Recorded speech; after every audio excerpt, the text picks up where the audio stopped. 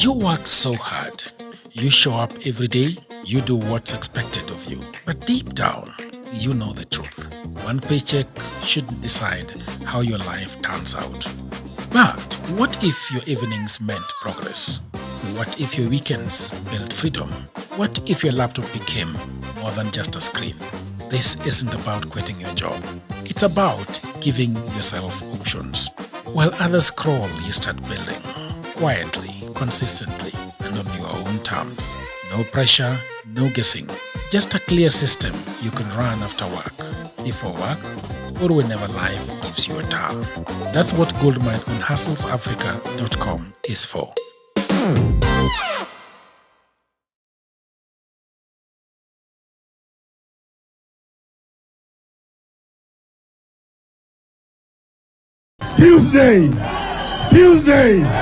Tuesday.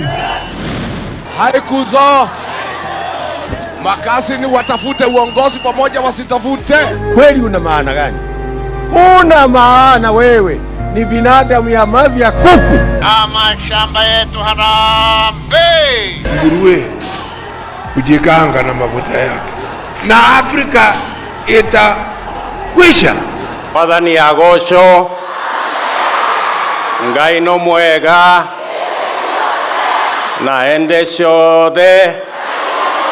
Wakati hiyo ilikuwa ukisema ngwe ndani. Ngwe. Huyo Kasongo tuliandikishana na yeye na baba, tukasema baada ya kuweka mkataba mwaka uliopita hakuna mambo ya abduction na kuchukua vijana wetu na kuwapiga risasi. Sikia, polisi walitoka Nairobi wakaenda mpaka Homa Bay, wakachukua Albert Ojwang, wakamleta Nairobi Central Police Station, wakamnyongea ndani wakati mkataba uko pale. Sasa siku ile yenye Albert Ojwang alikufa, mimi nikasema huo mkataba wa UDA na ODM ambao mimi ndo niliuandika, nilisema hiyo siku ndio mkataba ulikuwa umefikia kikomo chake. Na hapo ndio shida yangu ilianzia. Mwile Ososi amewaambia siku ile baba alikufa, mimi nataka niwaambie niliamka asubuhi, nimepata message naambiwa Amolo has left us. Nilijua hiyo siku shida zangu zitaanzia hapo. Wakora wakasema wewe Sifuna, wewe ndio ulikuwa rafiki wa karibu wa Raila, enda umlete. Leo hiyo Buru wanasema baba alikuwa amechoka na mimi. Na ni mimi walituma nimuendee kutoka India. Mbona Oburu hakuenda? Wewe si ndugu yake? Si unatuambia yeye was like your twin brother. Mbona hukumuendea? Mbona ni Sifuna alimuendea? Wanatudanganya hapa ati Junet ndiye alikuwa anaweka siri za baba. Kwa nini alitoroka kuendea baba? Kwa nini ni Sifuna alikuwa muendee? Saa ile nimeenda kuleta baba yangu, wanakaa hapa Nairobi wananichongea visu. Wananichorea. Wanasema huyu Sifuna sasa mtetezi wake ameondoka. Leo ndiye atatujua. Shida yangu na Osoti ilianza siku ile baba alianga dunia. Na nilisimama Bondo wakati wa mazishi wa baba. Nikamwambia Mheshimiwa Raila ya kwamba mimi sitavunja chama chako cha ODM. Wao ndio watanifukuza. Imefanyika haijafanyika? Nataka niseme leo nikiwa hapa Vihiga, tukitoka hapa tunataka tuingie Kisumu kesho. Niambie baba niliweka ahadi yangu. Sio mimi nimevunja chama cha ODM, ni wao wamenifukuza kutoka kwa chama cha ODM. Kwa hivyo nataka nyinyi mkae ngumu, kwa sababu watu wanaongea wanasema mambo ambayo baba aliwaambia. Anasema baba aliwaambia vitu kwa siri. Oburu anasema baba alikuwa amechoka na Sifuna. Nyinyi mnaamini hiyo maneno? Kwa nini tusisikie mambo ambayo baba mwenyewe alisema na kinywa chake mbele ya kila mtu? Baba alisema who has told you? Who has told you? Who has told you? Wote Kenya hii na Senate, sisi tunasema pole sana kwa mama ambaye alikutendekea pale Kisumu. Inataka kunivunja moyo sana, ili tuvunja moyo sisi wote kuona jambo ambayo ilifanyika pale Kisumu. Na nataka niwaambie ni kwa nini wanatuvamia sisi. Unajua kwa nini wanatupiga hawa watu? Tumewashinda kila kitu. Tumewashinda akili. The people are on our side. The constitution is on our side. The DJ is on our side. God is on our side. Sasa wameamua ati ile imebaki iliyobaki peke yake ni fujo, si ndio? Na sisi tunawaambia baba Raila Amolo Odinga alitufunza ya kwamba siasa ni ushawishi. Siasa ulazimishi bwana. Wewe kaa na sisi utushawishi. Niliwaambia juzi tukiwa katika hospitali tukitoa usosi, nikawaambia watafute debaters wao wazuri zaidi, na sisi tupange kikosi yetu ya Linda Mwananchi. Wakuje watuambie kwa sababu gani wanataka Kasongo aendelee, na sisi tuwaambie kwa nini Kasongo hastahili hata siku moja nyingine ndani ya hiyo ofisi ya urais. Unaona watatuweza hawa watu? Watatuweza. Kwa hiyo timu kuna mtu anaweza kaa na Sifuna kwa TV. Kunaye, mnajua mtu yote anaweza jieleza pale. Si kazi ni kujiuma-uma. Ndio maana wameamua ni fujo, si ndio? Sasa kwa sababu siasa ni ushawishi, waje watuambie kwa nini Kasongo wanadeserve. Yule Kasongo ambaye anasema vijana wetu wapigwe risasi kwa mguu, unatujengea soko kama ile ya gorofa na umepiga vijana risasi kwa mguu, watapanda aje hapo juu? Aya, very good. Hello there, people of the internet. My name is Ruto and this is Political Headache. I hope that you can hear me clear and sound. I am with Mr. I don't know whether it was this young man behind the camera that was telling me Jed's name. I'm no longer going to be calling him Jadiel. His name is actually Jed. It's the short version. I love that one. I don't need to go to the DL way. But Devo can keep Jadiel. Yeah, Devo can keep Jadiel. Thank you very much, people of the internet. Yesterday we were not here at 7:30 in the evening. We were at a town hall at the Hilton Hotel, the defunct Hilton that is now working as a place for events. So I hope you are doing well wherever you are. My name is Oduor Chagero and I am with Mr. Odhiambo Tieno, a communication specialist, a political commentator, which comes second, and is a supporter of the government of the day. Yes, supporter of the government of the day, which is not entirely bad to be a supporter of the day. When we were at the event yesterday, people said that this is the president that we have. Okay, the president that is. I don't know whether we are having a problem with the internet. No, you're okay. We're okay? Yeah, but I'm seeing my mind going this way and that way and this way. So anyway, Odhiambo, supporting the government is not a bad thing, because Jadiel will also tell you that not supporting the government is not a bad thing. Yeah. Because the government... so I want to say welcome to the program, Mr. Jed. Thank you.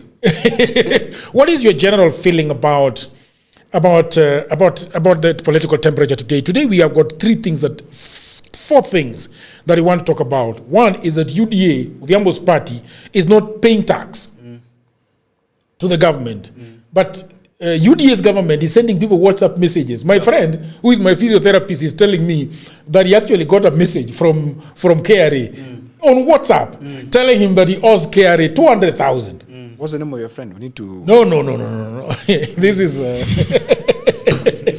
We're not going to. So that is what is going on. We are also going to be talking about Linda Mwananchi, which is currently in Vihiga. Tomorrow they will be having a big mega rally in Kisumu. Odhiambo's goons are already there. You know. Surveying.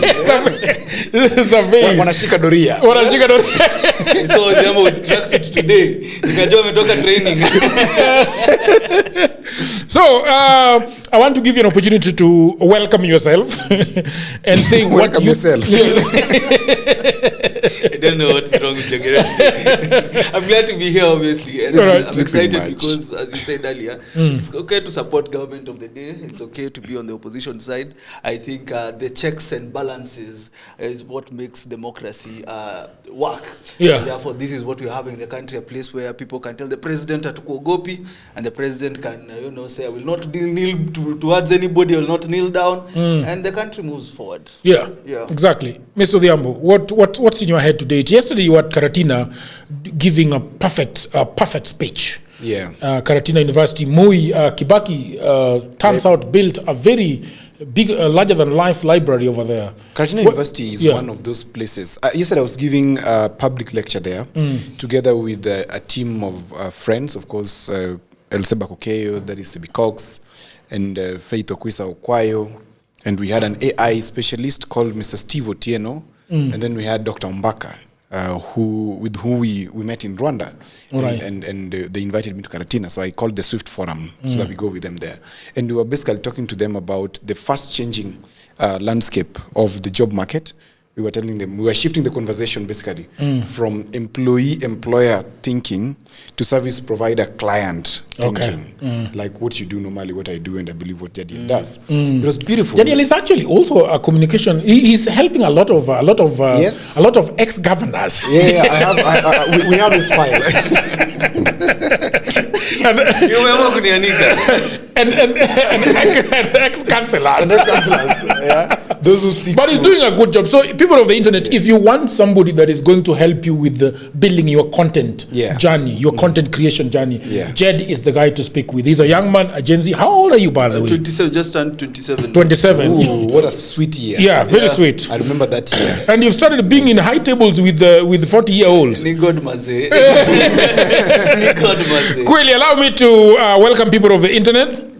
Ndani Mapema, Mr. Frederick is saying, Sam is saying that PH will always keep time. Yeah, always. Sam umeona chenye nimefanya hapo. Okay, Rateng is saying, good evening, people of the internet. Good evening, Jagero, UDA aspirant Nyakach constituency. UDA, restaurant Nyakach constituency aspirant. Good evening, Odhiambo, government apologist. Okay. Yeah, right here. Stephen is saying, conman, I don't know who is conning who, but we will find out. When we talk about conning on this table, we can always go right, go left. But maybe you can maintain left. Conning the mountain. Conning the mountain. Okay. Ani is saying panic it is. Kimutai is saying moto kama pasi. Right. Waende show there, people of the internet. Hende show there. Not wende show there. It is ende show there. Hende show there. All the time. Ende means all. Hende show there. God is good all the time. Good. Right. So how do you say God is good? Gaini mwega. Gaini mwega. Edeshi ode. Edeshi ode. Edeshi ode. Gaini mwega. Gaini How do you mwega. say I love you all? Ni mwedete. It's ni mwedete. Nyole. I'm practicing for 2047. Yes. Yeah. President. For 2047 when I become president of how old will you be then? I'll be 54 or 5. 54 or 5? Yeah. Oh, okay. Yeah. Great. We wish you well. Kiptanui is saying the Hispanic stories of yours are coming from where clearly the tyranny of small numbers are in Ruto's way, but as a president, he has to unite the nation. That is very true, Mr. Kiptanui. Elijah is saying, good evening, Dagero and team, and good evening to fellow people of the internet. Martha, always the silent listener to every conversation and political headache, is saying, good evening, people of the internet. Really can't. Sugoi, did I like Usokde? Yeah, Joe. Really can't be moose. That is the edition of that. Yeah. You read the mood of the country. Hello up there, people of the internet. That is Enoch. Tuning in live from Kikuyu. Very happy to see the political pundits. Yesterday's town hall debate was on fire and on point. Very nice. I really can't. Odhiambo waiting for the political temperatures. Very good. Okay, so then let's go to the political temperatures then before we go to Vihiga. Yeah. Okay, and the first story is very interesting. Take the camera away from me. UDA unpaid taxes. Yes. Odhiambo. This is very concerning to you. The Auditor General Nancy Gathugu has dropped a bomb on UDA. Yes. Between 2023 and 2024 and 2024-2025, the party paid a total of 128 million in shillings in salaries and failed to remit 69, about 70 million shillings all to KRA, SHA and the house levy. 3 years. Same housing levy, this government rams down everybody's throat and everybody's pay slip. Okay, UDA also skipped withholding tax on 220 million shillings in supplier payment. UDA defends and accounts official blamed poor management under former SG Cleophas Malala. They have laid down the blame right at the table, at the front yard. When did Malala leave? Let's continue. Okay. All right. I insist that the party simply does not pay taxes. Yes. Justin Muturi put it best. You cannot demand sacrifice from Kenyans while quietly exempting yourself. Like I told you, UDA's government is actually sending people WhatsApp messages telling them that you owe this and you have to pay before 30th of this month. Meanwhile, UDA pocketed 481 million shillings of taxpayers' money in 2024-2025 alone. Pre-tax. Skip the tax. That is your headache. All right. Right, Liambo? Yeah, so it's just delay in the payment. It's normal. It happens across bodies, government bodies.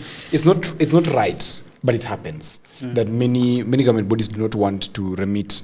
We have an issue with remittance in this county, in this country, and that is to say, even in terms of tax collection itself, it's a big problem because we don't have a very proper law around tax collection. It is left at the behest of the person to submit, whereas it should be automated, in that when the Treasury is releasing the 448 million to UDA, it should automatically deduct these amounts, these remittances, because like counties and also most of these parastatals, they think around so much with these remittances. And then the interesting thing that when you go and find Jagero, these monies that we're talking about, they're actually normally these honchos, the honchos in this, like even the people who are in charge of accounts at UDA or even these parastatals or counties, they take these monies and go to banks and negotiate with them because this is money that they already have.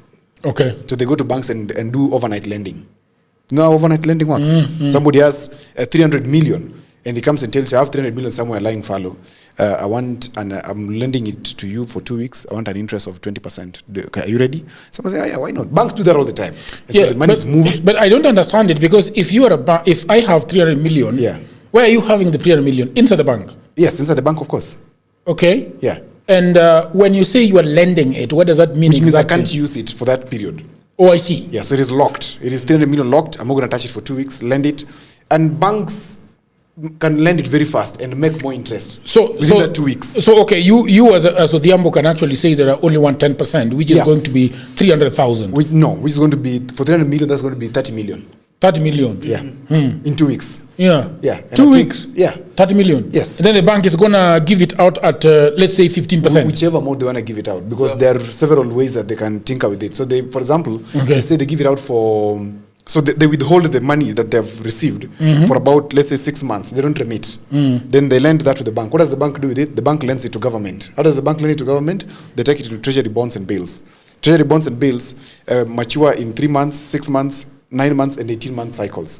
So within 6 months, the bank could have gained twice from that very amount of money. Then they withdraw it. So then they return it to you. So they traded with it. Treasury bonds and bills. They can also put it in money market funds, whatever. They have so many investment opportunities. They can put it in insurance. They can put it in buying quick stocks in the market and trade with it very fast and regain it. Okay. So that's what people do with these monies. The public should know that when they refuse to remit, it's not because they want to. They're having fun with it, sitting around. They're trading with it at that moment. Okay. And the people in UDA who are doing this should stop and remit that money. They should lead by example. What do you think, Mr. Jadiel? It's a case of preach water, drink wine, and I guess it's so shameful because you'd expect more from UDA. You'd expect at least, because they're the ones pushing for this conversation, ya Kenya hakuna pesa, and it's not just the general account. It's about even deducting pay. It's about deducting SHA for its employees, and so you wonder what is happening with Hassan Omar's party, because I honestly cannot talk about the president with this. It's just the management of UDA itself shows that we are having a political party, the biggest political party, which is trying to siphon money. And these conversations, when you hear they are not deducting, most of the time you can get that from the pay slip of the employees. They have been deducted. So I would wonder whether this is happening in UDA and someone is actually eating money that is supposed to go to government. That's very interesting because you don't get the money as the person that is being paid. So the deduction is already there, but it is floating somewhere. So it's not floating. Someone actually, it's when you listen to conversations about these organizations that usually get shut down, it's usually because of this story, taxes. When you listen to some media houses that were closed, some which suffered redundancies to its employees, it's always about tumekuwa tukikatwa, but the company itself is not paying to government. So people wanakula pesa, and therefore this is something that the president ought to address as soon as now, because it's very shameful. Okay. Yeah. We have the video of Mbadi. I don't know if you guys have have it? Obunga, I gave you the video of Mbadi. It's there, brother. Check it. It's there. You show him so that we can, because we are going to be talking about these. Kenyan parties have turned 2027 hopefuls into walking ATMs. Kenyans. Gachagwa's DCP now charges 50,000 shillings just to express interest in a governor's seat. Senators, less. MCS 5,000 on February 4th. President Ruto hosted. I don't know what has just happened to my computer, but umeipata, very good. MCS 5,000 on February 4th. President Ruto hosted 12,000. About 12,500 aspirants at State House. The 1,900 MP and Senate hopefuls each paid 5,000 shillings. That is 9.87 million shillings in one afternoon. Nomination fees come later. 500,000 for governor, 250,000 for MP, add 7 billion shillings disbursed from the exchequer to parties since 2013, and 92 registered parties chasing the cake. The registrar, John Cox, admits the surge points to increased awareness, a polite phrase for parties chasing the money. Voters pay through tax, aspirants pay through fees. Parties pay nothing. That is your. So you have it? Yeah, let's play it. There is a reason why I want to play this one specifically, because it ties to what we are going to be talking about. And very able hands in this country, and it begins with all of us. I want to ask all of us as leaders to reduce these people. I think it's what Masara was calling Sangwenya. You find very able people who should go to their farms and produce. They are following a governor, 100 of them. They are following an MP, 10. They are following MCA, 5. And they are on salary. Doing nothing, kazi yao ni kukos chaos in functions. And we pay them handsomely. And we know them, and we don't want to talk about it. And we expect this economy can sustain that. It will not. This economy will collapse under the weight of our mismanagement and governance challenges. So we need to be very, so to answer through Chairman Honorable Kainan, you are the people's, you know you have a bigger voice now than me. Great. So the reason why I am playing that video is because the politicians are complaining that they are being sangwenyad. Kutoka kitu kidogo. In Luoland, it is horrific, I think. In Luoland, it's really bad. In Luoland, they call it Yuko Jamna. Do you know what Jamna is? Jamna is called what in English, Odhiambo? No. Huh? Plums.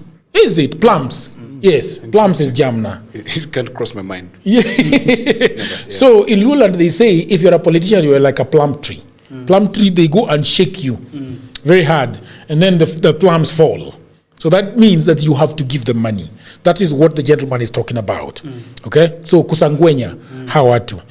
But turns out that these same people are sangwenyaing the people themselves. So Odhiambo is somebody that has worked with big governors and politicians. He used to work with a black bag. Brown bag. Brown bag with money inside it. And he will go and leave it and give everybody in Kisumu, everybody that is trying to help him elect a governor or whatever, they will be giving a lot of money. So that is sangwenyaing. But now it turns out that the politicians are also trying to squeeze dry the aspirants.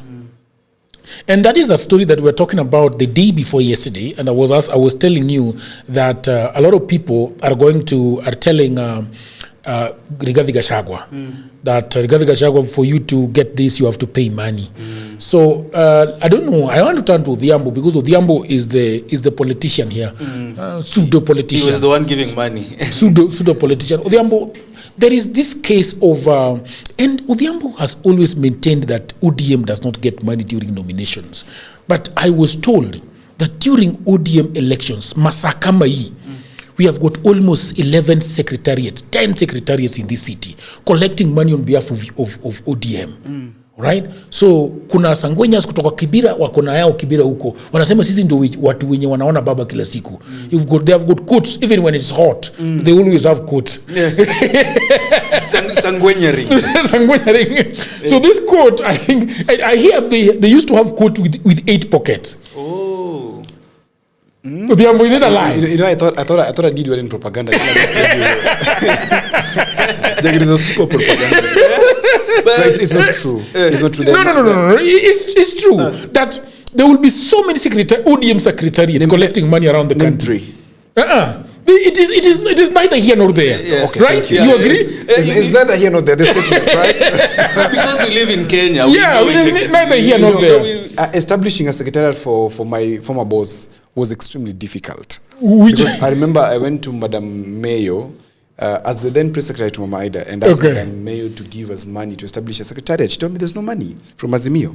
Okay. She told me there's no money, Brian. Why you guys setting up a secretariat? Because, Mama Ida then and still is the managing director for Spectra International. Okay. And guests used to go there. I used to work from Spectra. Okay. And guests used to go there and flock the office, and we were like, no. She needs her time for work. Because that is an independent business that is devoid of politics. All right. And so we wanted a political place where she could meet these people because they would come to lobby. Lobbying is normal. They would come and lobby. They want to meet her. They want to reach to Mzee, The word is actually lobbying. Yeah. But would they give her something? Yes. Well, giving her something in terms it's of... lobbying. Pesa. No. There's no day that they ever gave something that I saw. That you saw? Yeah, there's no day. And in fact, no, quite genuinely. There's always... Genuinely. There's always... Genuinely is a very good word. Genuinely. There's always an imagination that there's money exchanging hands. But I've always said from early times that in Africa, you don't visit the king's court without some empty hand. It's even in your home. Yes. When your auntie comes, she comes with something. When you go to visit your uncles, you go with something. There's nobody who really asks for anything. But when somebody gives you something, do you say no to that? You don't say no. You just receive the gift in good faith. But if they give it in exchange for something, then that becomes a different business. Which, unfortunately, with Mama Ida as I knew her and as I know her, I don't think if she does that level of exchange. That's why she has a level of prudent people around her. Unlike the other team, where you'd find a lot of imprudent people who believe that money exchanges hands for particular stuff. Okay, so yes. And it took me a lot of time to establish that new secretariat. And it was with the help of Dr. Agnes Salome and the help of Professor Agenda to establish that new secretariat that was at Elmolo Drive. Okay, and it was only meant for receiving guests, delegations. For example, delegation that Jacom would not meet, he would send to Mama Ida, and she would listen to them, and then in the evening when they meet, she would share, I met so and so, this is what they want, this is what they think. People would come and declare their support. And I mean, you need a secretariat for that. But I knew of only two secretariats actually. And that is the one that was at 37 Apple Cross, that was Azimio Secretariat, and 38 Elmolo Drive. And that is where we were, Mama Ida Secretariat. So there were only two. Yeah, so if there's any other, you can name, because me have named the two that were there. So name the six more which you're talking about. I'm not, Odhiambo is overestimating the word secretariat. That is what he's doing. No, but you mentioned secretariat. Yes, but they're not He's using the dictionary. They are not secretariats in the classic and traditional sense of the word. They're just to tiny offices where, makeshift offices where people go in and out. And you see, and Odhiambo is taking this conversation in a very dangerous place. No, it's not dangerous. Are you afraid of meritable? No. I am telling him. I don't because when I start talking about secretariat, he jumps to Mama Ida, and that's not the place where I want to go. Because you're afraid of taking that tangent. No, I don't want to talk about Mama Ida and secretariat what are you talking about? In this podcast. I'm just talking about ODM. But I'm talking about what I know. Don't bring the name of your boss into this conversation. Unajua kuna matope inaendanga hivi.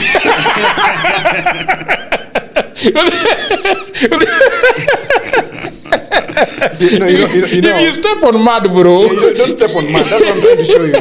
When you're trying to just throw around words, then I take you to where it's heavy. I dare you to step in that mud. And I've always told you that huyo mama sijawahi mkuta. I've not met her. Mkuta is the... But she knows you very well. She knows me very well. Very well. And I don't want Odhiambo to be bringing her name in such situations, even though that's a clear example and a positive example. Thank you. But I think when you bring her name there... We're talking about negative side. Yes. Odhiambo is missing. know that matope iko. Jagger wants to take me downtown to Grogon, whereas I love going to Auto Express. Okay. So leave me at my Auto Express, go to Grogon alone. So anyway, the thing I'm telling Odhiambo that this is the problem that is happening is that who is the bigger person in the room when people are lining up over there and saying that I want to see you, and you know the reason why they want to see you. You know the reason why they are carrying a basket of bananas. Yes. You know that, okay, Jadiel does not take a basket of bananas to Wamunyoro. Never, it will never happen. This boy that Frank at the deck does not take bananas to Wamunyoro. Who is taking the bananas to Wamunyoro? They are the Kiambu aspirants. They are the Moranga aspirants. They are these aspirants. These are the people that are taking baskets of bananas. And when we talk about baskets of bananas, we are actually talking about note. The other day I was in a political office up the road in Karen. No, sio kwako usijam. It was the other side of Karen. You know, yours is Karara Pond. You know, I don't live in Karen, right? But I know your affiliations. I even know affiliations in Karen. When you mention Karen, it becomes when you mention Karen, you know, Shell petrol station. Endelea podcast yako. I saw some politicians going in with big bashers. Man, I'm like, hey, people are happy at have you seen money? Yeah, Real money. I hear you used to carry them in a sack. Is it true? I used to carry them I used to have a sling bag. The 2022 campaign, I used to have a lot of money. A lot of it. One time when the bank flagged my account, they said, wacha mchezo. Pesa hii wewe. Hebu leta unatoa pesa wapi? I told them, you call the guy. They should just drop him an SMS. Yeah, they did, and we talked. Really? Yeah, we talked. Oh, that's... They gave me a payment plan, I had to pay. Oh, don't joke with KRA, man. You'll explain when you do. Sisi watu wa podcast wanatutumia. Very soon. But I want you to work with a sling bag. Jana na Gabu hapo wanakaaje wewe? Acha tuone account inasema nini. If you go to those political things, yeah, mtu anaweza kufungulia boot ya V8 na uone pesa hujaona kwa maisha yako. Cash money. There's a time with one of the candidates I was working for. Yeah. He took me to one of the banks around here. And we took 6 bags of hard cash. And we crossed just the road and went into another building on the 6th floor. This money was to, help in the campaigns. Yeah, you'd hear stories about there's a lot of money in these guys place money on but when it is that much, how do you make sure that the cash is not interfered with? Because if you've got bundles, for example, some people here has a room like this, which is full to the brim with money. So hii kijana nikituma yeye enda uchukue 100,000 ulete hapa, si anaweza weka 100,000 kwa mfuko. Of course, people used to do that. There's a time where I was working for some other candidate, where I was sent with some huge money somewhere. And then the gentlemen who were there telling me, Odhiambo, steal that money. Steal that money. You will regret, steal that money. Yeah, you told me that story. Yeah, and don't now say anything more than that. So, anyway. What we are seeing is, there's a lot of money in politics. Democracy being infringed. And I think the bigger conversation is about what we are seeing now. It's about now, kama mtu amekupea pesa, umvotie. Yeah. Wewe akikula, unamuuliza kwa nini? Odhiambo, do you think Jed is naive? Yeah, he's naive in terms of the money in politics, because that money is not meant really to abuse the process. It is meant to facilitate the process, because it's that huge amount of money is always meant for quick emergencies. Like, for example, you are organizing a meeting and the time for going to the bank tomorrow, the bank's open at what time? 9 something. Yeah. You're not going to get money somewhere you're not going to ask the bank at 7. I want this money fast. And I'm not talking about that. Yeah. I'm talking about, what we are seeing with Gachagwa's conversation, what we have seen today with Sifuna. We'll talk about Anabai Mandizi na 10,000 shillings, That is what I'm talking about. It is going to be very difficult for the citizens now to ask for accountability. Kama huyo mtu aliwapea pesa then. Yeah, that is true to some extent. Yeah, I know it becomes difficult. How things are. Yeah, it becomes difficult. But again, don't you think it's a beautiful thing? Kenyan African people, when you come to them, you must come bearing gifts, right? So it's just a normal expectation that if you go to the market, you do some. I think it's signaling that I'm a jachiwo. I'm a generous man. So in the market, you say, mama mnauza ndizi pesa ngapi? You buy everything in the market at 50,000, and you tell them mupatiani. Yeah, it's just and that is pocket change for politicians. There is the other issue that Mbadi is talking about of Sangwenyas. I think Mbadi is just mean, genuinely. I think Mbadi is just mean. Because Sangwenyas do not affect the economy like that. I mean, yeah, because I mean, these people, and it's a bad branding that is giving them. Okay. These guys, they should not be called Sangwenyas, yeah? Sangwenya basically means somebody who snatches things from people. They don't snatch things from people. And this Sangwenya term came from Migori, when Obado was the governor. Obado rallied a team of mobilizers that would help him. And they were ex-military, ex-police, ex-what. They were very, like, people who are in the forces, sort of, that will help him match the ODM force. And then the ODM force started branding these people as Sangwenya. Okay, but in reality... But what the word is Luo? Sangwenya, ngwenyo ngato. It's like pickpocketing, Sangwenya. All right? Gwenyo, from the word Gwenyo? Yes. Oh, really? Yes. So they will gwenyo you. That's interesting because when you say it, the entire word does not sound like Luo. Yeah, but it's very Luo. So people started branding them as those people who are gwenyoing people in Obado's regime. Yeah. But in reality, what they were doing is they were protecting the power because counties have no police established for them. So they have to form their own. The governors form their own. Goons. They form their own goons, what we now call goons. But in organized whatever, they would organize their groups. Every governor sort of has this team of pseudo-security people who either are gym people, gym trainers, the bouncers, or just boys who are like the ones that Nyasuna was telling us here. This 15, 16, 17 year Katalang. They just provide what I call courtesy services, which people call security services. They clear the way. Protocol. Yeah, they tell you where to sit. They're just protocol officers basically. But they're dubbed as goons and everything. They're also goons. But they're also goons of them. Who like Ongondowere used to work with goons. It's a fact, it is known, because on so many instances, these people used to dunga watu na visu, they would beat people. People were left scarred in Homa Bay, especially Kasipul Kabondo, where Ngondowere was represented. For him, he used to work with goons, it was known. But the rest of the politicians, they just have courtesy officers who maybe are well built. I wonder, what is the definition of a goon? Yeah, you can check it up in the internet. Yeah, you can see. Are they killers? They're not really killers. I think the people who are, let me see what this thing says. A goon is primarily defined as a hired thug. Hired thug, yeah. So I think you basically working with he had hired thugs to work with him. They're actually hired thugs. Yeah, so actually they were hired thugs. Ngondowere worked with hired thugs. Yeah. Completely. A hired thug or enforcer. Yeah. Sometimes there are enforcers, yeah? What do they enforce? Well, I don't think if a hired thug can enforce anything. No, enforcing in the sense that, for example, I want to pass through a market. Yeah, so I have to enforce that happens. So they will instill fear, basically. Yes. Because human beings respond best to fear. So they'll instill fear, and people who are feared are more respected than people who are loved. Okay. Yeah. In Australian slang, it refers to cheap boxed wine. Well, okay. Since this one doesn't. Yeah. So that is the meaning of a goon. All right. Ruto to Gachagua, Mount Kenya isn't yours. Can we play the video? We have got a video of him in Mount Kenya. You have it? Yeah. So President Ruto wrapped a 2-day Murang'a tour with a direct shot at Rigathi Gachagua. Quote, I will only submit myself to the voters. You are not God. He accused his former deputy of chest thumping and behaving like a tribal kingpin. Okay, Gachagua hit back from Mombasa saying Ruto is stuck in his own deceit and vowed to keep the president below 5% in Mount Kenya in 2027 through his Fagia Wasaliti campaign. Hey! Fagia Wasaliti. Yeah. Kimani Shungwa. Kimani, Kuria, the other one, Wasaliti. You have it? Okay, the tour itself wasn't smooth. Youth in Kiharu burnt government campaign materials after CS Wahome was heckled.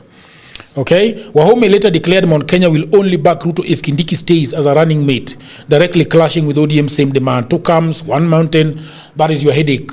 Let's play that. Si kila mtu akuje na kazi yake. 2022 bei ya kahawa ilikuwa shilingi 50, shilingi 70 kwa kilo moja.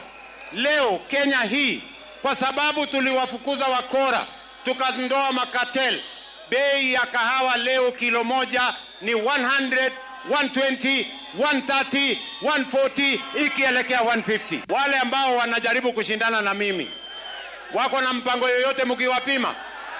Kuna kazi yoyote wamefanya hapa Murang'a? Mnaamua kiongozi kwa sababu ya sura ama kwa sababu ya kazi? Murang'a ni fire, si fire. Wananchi watajiamulia na hawataki broker, mtu ya kukaa katikati ati ya kusema wewe ndiye ataamua kwa niaba ya wananchi. Mimi nataka niulize swali ya mwisho. Mambo ya kura nyinyi ndio mtaamua ama mtaamuliwa na mtu fulani? Nyinyi ndio mtaamua. So, the question is, Mr. Jed, what do you think Ruto is doing? Do you think that he has a case in the mountain? Because sometimes we hear these things because people are telling us that, for example, Ruto, Gachagua is now saying that the Wasaliti campaign. Wasaliti campaign means that there are people. Fagia Wasaliti campaign means that there are people that are supporting Ruto as aspirants. Yeah. They are all going home. Do you believe him? You want first to say that what Ruto is doing, he believes that the mountain will vote for him the way they did in 2022. He believes he didn't need Gachagua for him to be voted for in the mountain. He didn't need anybody in the mountain for him to be voted for by the mountaineers. And he actually believes up to now that I can still go back to these people and talk to them, you know. But the problem is the dynamics have shifted. One, Gachagua's impeachment, of course, heavy blow on William Ruto, but he decided to bring Kindiki in. Because of this, he thinks that with Kindiki, mountaineers can still see their representative in the executive, more so in the deputy president's position. What Ruto fails to understand is that it's not just about mountaineers, it's about the general dynamic too of one term. This is what was happening when Gen Zs were protesting and Gachagua was still the deputy president of William Ruto. They still wanted Ruto out, whether with Gachagua or himself as the president. Gen Zs were like, where Maliza, where Enda. That was 2024. So up to now he's going back, but I think what he can do to woo the mountaineers is just the general development. Yes, there's a politics of it, which he's trying to do. This is trying to do in Murang'a. Also, because he has money, this is the conversation that Gachagua was bringing up in the morning, that ata change hakuna Mount Kenya, kila mtu akona ngiri sasa in Murang'a. Kila mtu amepewa 1,000 shillings, mnaambiwa sasa kwa duka nyi chukueni kitu ya 1,000 because everybody is coming with 1,000 shillings from the president. The president actually believes that money will play a big role in the next election. For some reason, it may. But when you look at Gachagua's role or his position as the kingpin in the sense of Mount Kenya, people are waiting for him to speak. The other time, people are waiting for Ruto to speak. Ruto needs to understand that times have changed. Maybe he can try his best to woo the mountain. It's going to be very, very difficult because now he betrayed Gachagua, and this Fagia Wasaliti movement is really heating up. And even you could see it when Obina was interviewing Kimani Ichung'wah. You could see a distressed person. Kimani Ichung'wah was trying to smile, was trying to show, you know, I know what I'm doing. But he knows, and he has even said that nowadays I'm just told 1 term, 2 term, it's politics. But if he was confident enough, he would say, my people want me back. And it was very difficult for him to say that. The ground is very hostile towards Ruto's guys. Even Kimani Kuria, while he was at Jeff Koinange's, you know, talking together with Ndindi Nyoro, he came a little bit tipsy. It's not bad, but you know, you could tell that the pressure is there for him even to converse about the region. And you have to be tipsy to converse about the region. This is an English show. No? Jumbo is a Seventh-day Adventist, and so he can't come here tipsy. Yeah, so that's good for him. Maybe I can, but what I'm saying is, you've declared. What I'm saying is. It's going to be a very tough toll for William Ruto. What he needs to do now, and I hope he can do this, is to show his development agenda. I think people can look at that, but people will not listen to him if he goes head on with Gachagua. When he's talking about stampigia magoti, sitamfanyia nini, people love Gachagua, and you cannot deny it. Gachagua has taken the hearts of a lot of mountaineers, and therefore Ruto ought not, and this is what we would see in 2022 campaigns, when Raila is going to, you know, a Ruto stronghold, never spoke about Ruto. This made people actually understand that Raila knows the game. He would go to the place, you know, and talk about, you know, inawezekana. He can even just go and sing. Yeah, sema inawezekana, and he says this and this, naende. But what Ruto is going to do is going to face antagonize Gachagua at his own region, and maybe it's a political blunder. I know Ruto likes to show that he's the man in charge, but he should understand that, you know, the Kenya we have regions have their leaders. On a scale of, for example, if you take 5 people or 10 people, how many do you think will vote for Ruto? 10. How many out of 10? In Mount Kenya? Yeah. 1 or 2. I can say 1 or 2. 1 or 2. Yeah, because even when you looked at the previous election, it was around 8, right? Because Raila got some few votes from Mount Kenya. So if you minus around 2 because of 3 or because of Gachagua, and then you minus another 3 because of what in El Kalau Methu was saying, ulituahidi barabara iko wapi? So you minus another 3. So you remain with 8 minus 6, 2. 2. The other question before I go to Odhiambo, because Odhiambo is a propagandist and clearly the government does not know how to do propaganda. We know why now there is a lot of enmity between the government and the people of Mount Kenya. In the last election, what was the gripe that people had with Raila Odinga and Martha Karwa's presidential ticket? What was that? What was the gripe? What did they have against Raila? Raila is from day one. It's just from day one. The mountain region has been shown and has been conditioned to hate Raila. That was it. Mugoroki, mchawi, sijui. Mugoroki means what? Mwenda wazimu. Mwenda wazimu. You know mchawi, circumcision, conversation was all there. I remember him telling, is it Moses Kuria then, kwani yani shoga, you keep talking about the same thing, you know.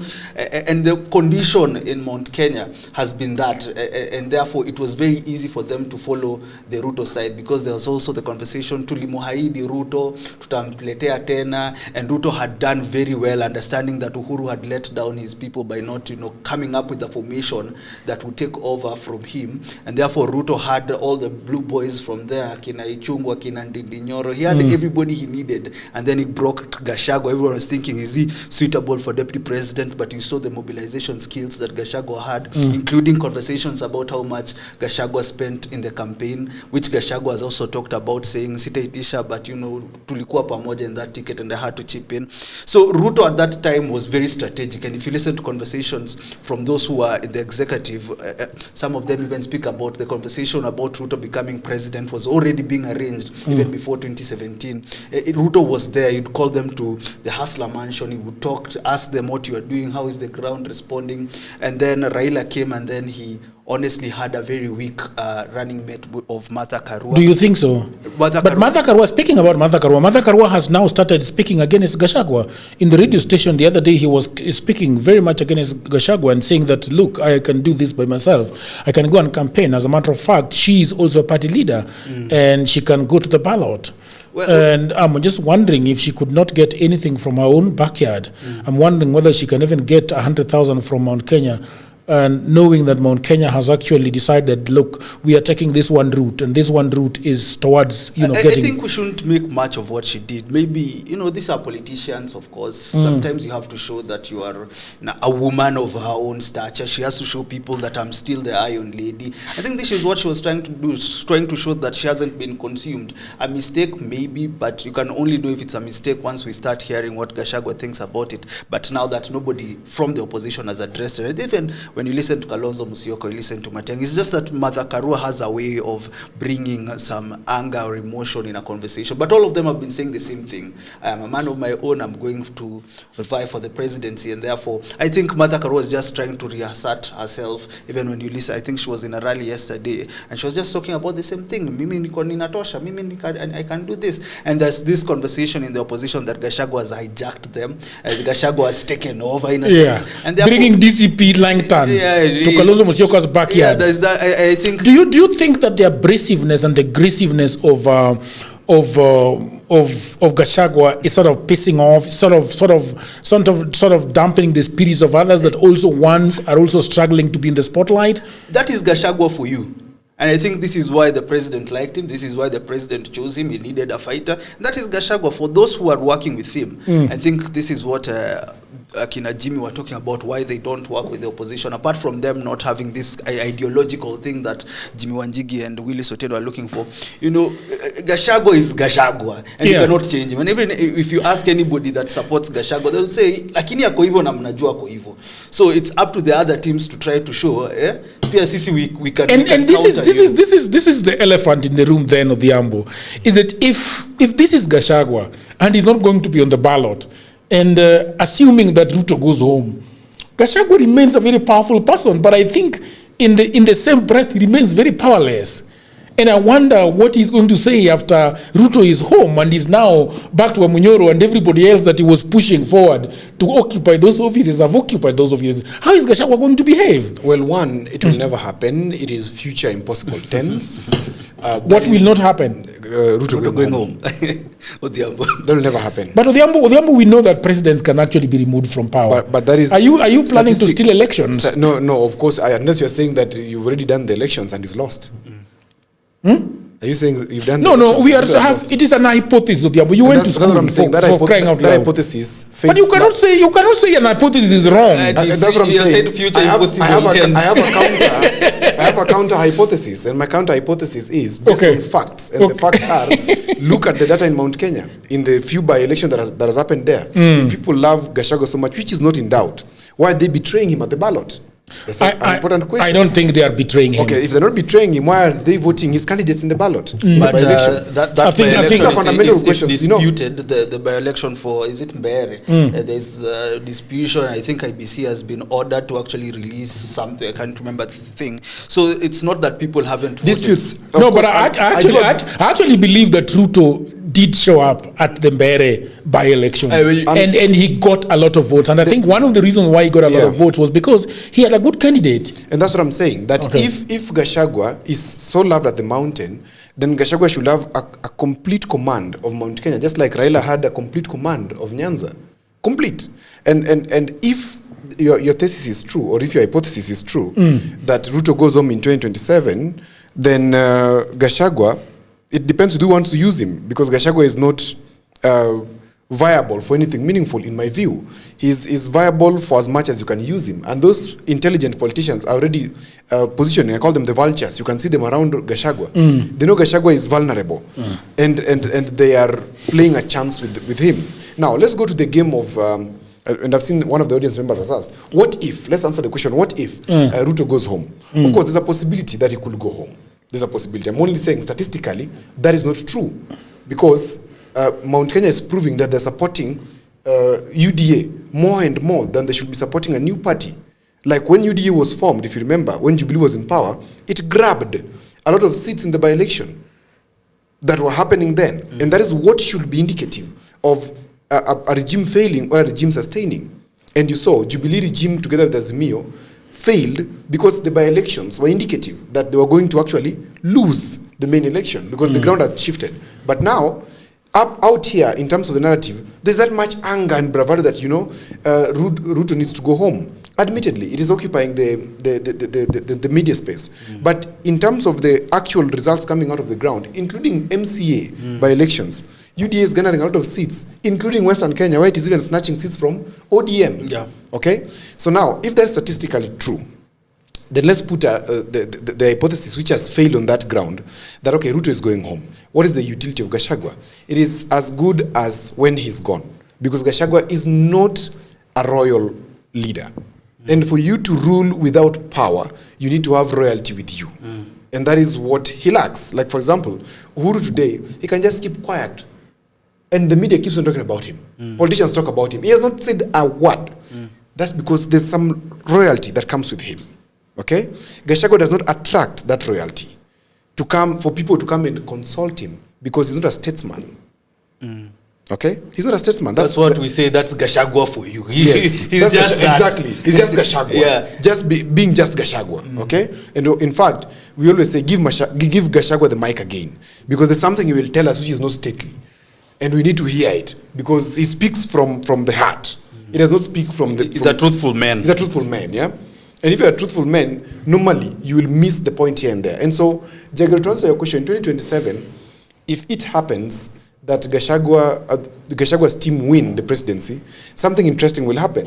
That Gachagua must be destroyed very fast, because the kingmaker must be killed for the king to rule. Because if Gachagua is left strong after the king has assumed position, he will continue being very stubborn unless he's appointed into some position which is statesmanly. And I've always said before, if you remember in our talks, Jagero, that an able statesman, if an able statesman out of office, okay, and has no role to play, will always try to overturn the boat.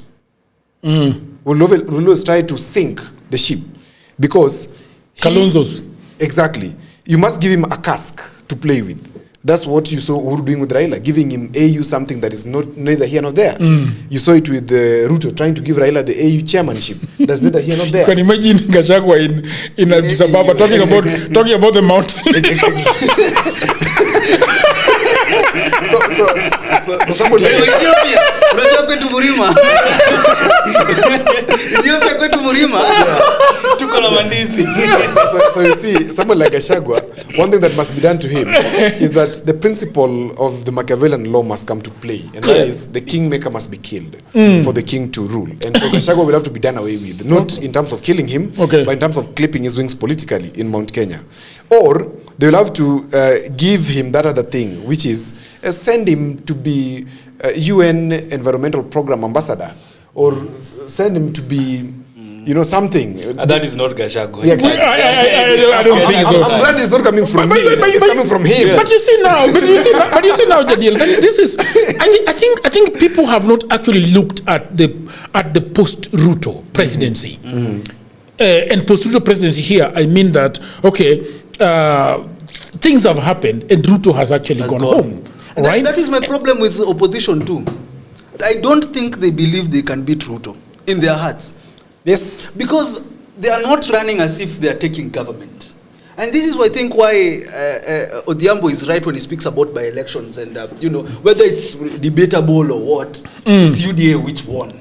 Yeah. The question is, what mechanisms did the opposition use to ensure that UDA doesn't win, despite them knowing that UDA has money? Na watapeleka pesa kwa ground. It's not about saying ati pesa ilikuwa huku. Si mnajua Ruto atakuja na pesa. Yes. The problem that we're having in the opposition, even now as we are talking about Mount Kenya, even as we are talking about Gachagua and whatever, they are still speaking as if Ruto is going to be president after 2027.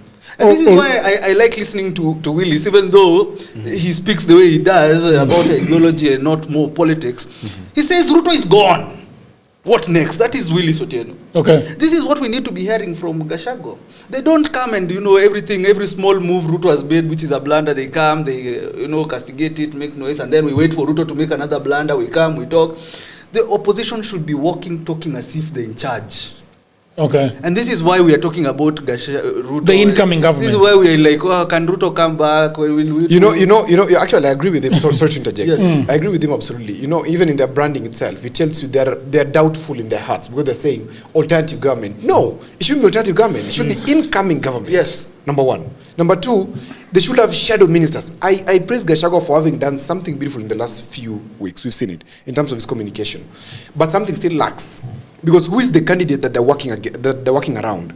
Now, this candidate should have chief of staff, should have appointed ministers, shadow ministers, who should be developing the plan. Because who determines an election is the person who defines it, the narrative around that election. That biggest question is always, what is this election about? Up to now, we don't know what this election is about. Ruto is simply defining it. This election is about development. And it's going around everywhere talking about development. This other team of opposition is saying, this election is about one term. Who seemingly is winning this?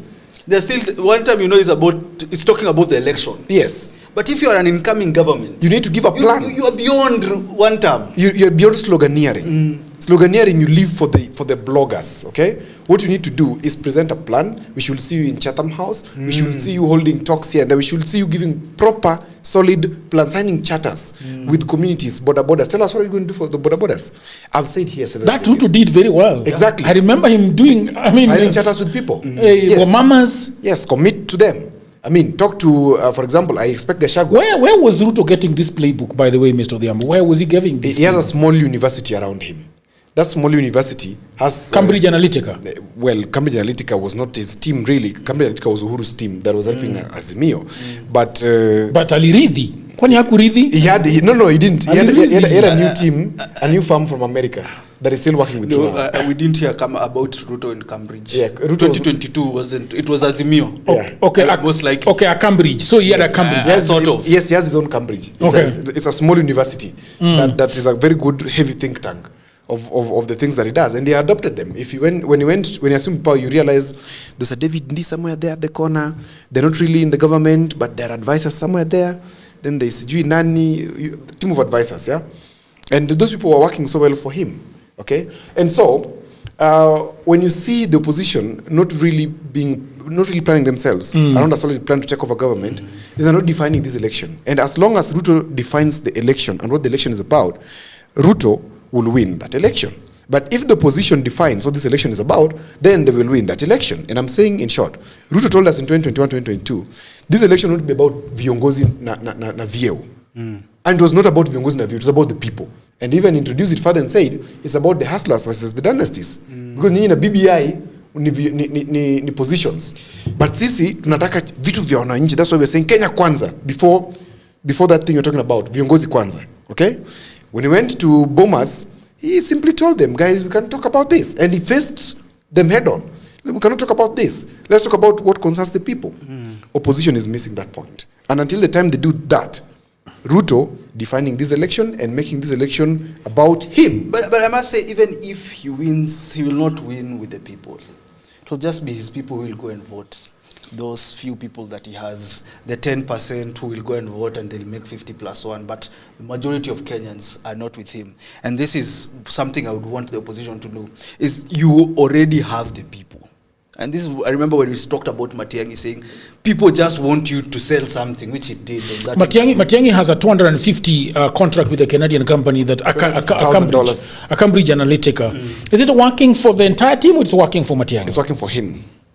And how does that work though? From that interview he did with Jeff, at least amefanya kitu. At least he's showing what he's doing. And this is by expectation from the opposition. Don't you just know that people want to vote for you? Yeah. Can't you just produce someone? Can't you just put your egos aside? If Matiang'i alifanyia Gachagua what, or Martha anasema what, or Kalonzo sijui is the older one he should take or what? Can you just sit in a room and give people white smoke and they will vote for you? But why don't they do you think that they should go the conversation way, whereby, okay, we understand that Kalonzo might not have a chance in the future to be president, and therefore Kalonzo try this time around, or should they actually go with real data? What is real data going? Go with real data. Real data. That's going to be problematic, right? And if it is problematic, then one thing has to be done. Ulafi wa siasa lazima uwekwe kando. Yeah. These guys must just agree. They must, like, let me tell you, I've always said this before. If opposition has to win against President Ruto, they must not field more than one candidate for the presidency. Because remember, once the president has eyes on who, so long as it's more than one, then it is easy for him to come back as a president. It's very easy. How so?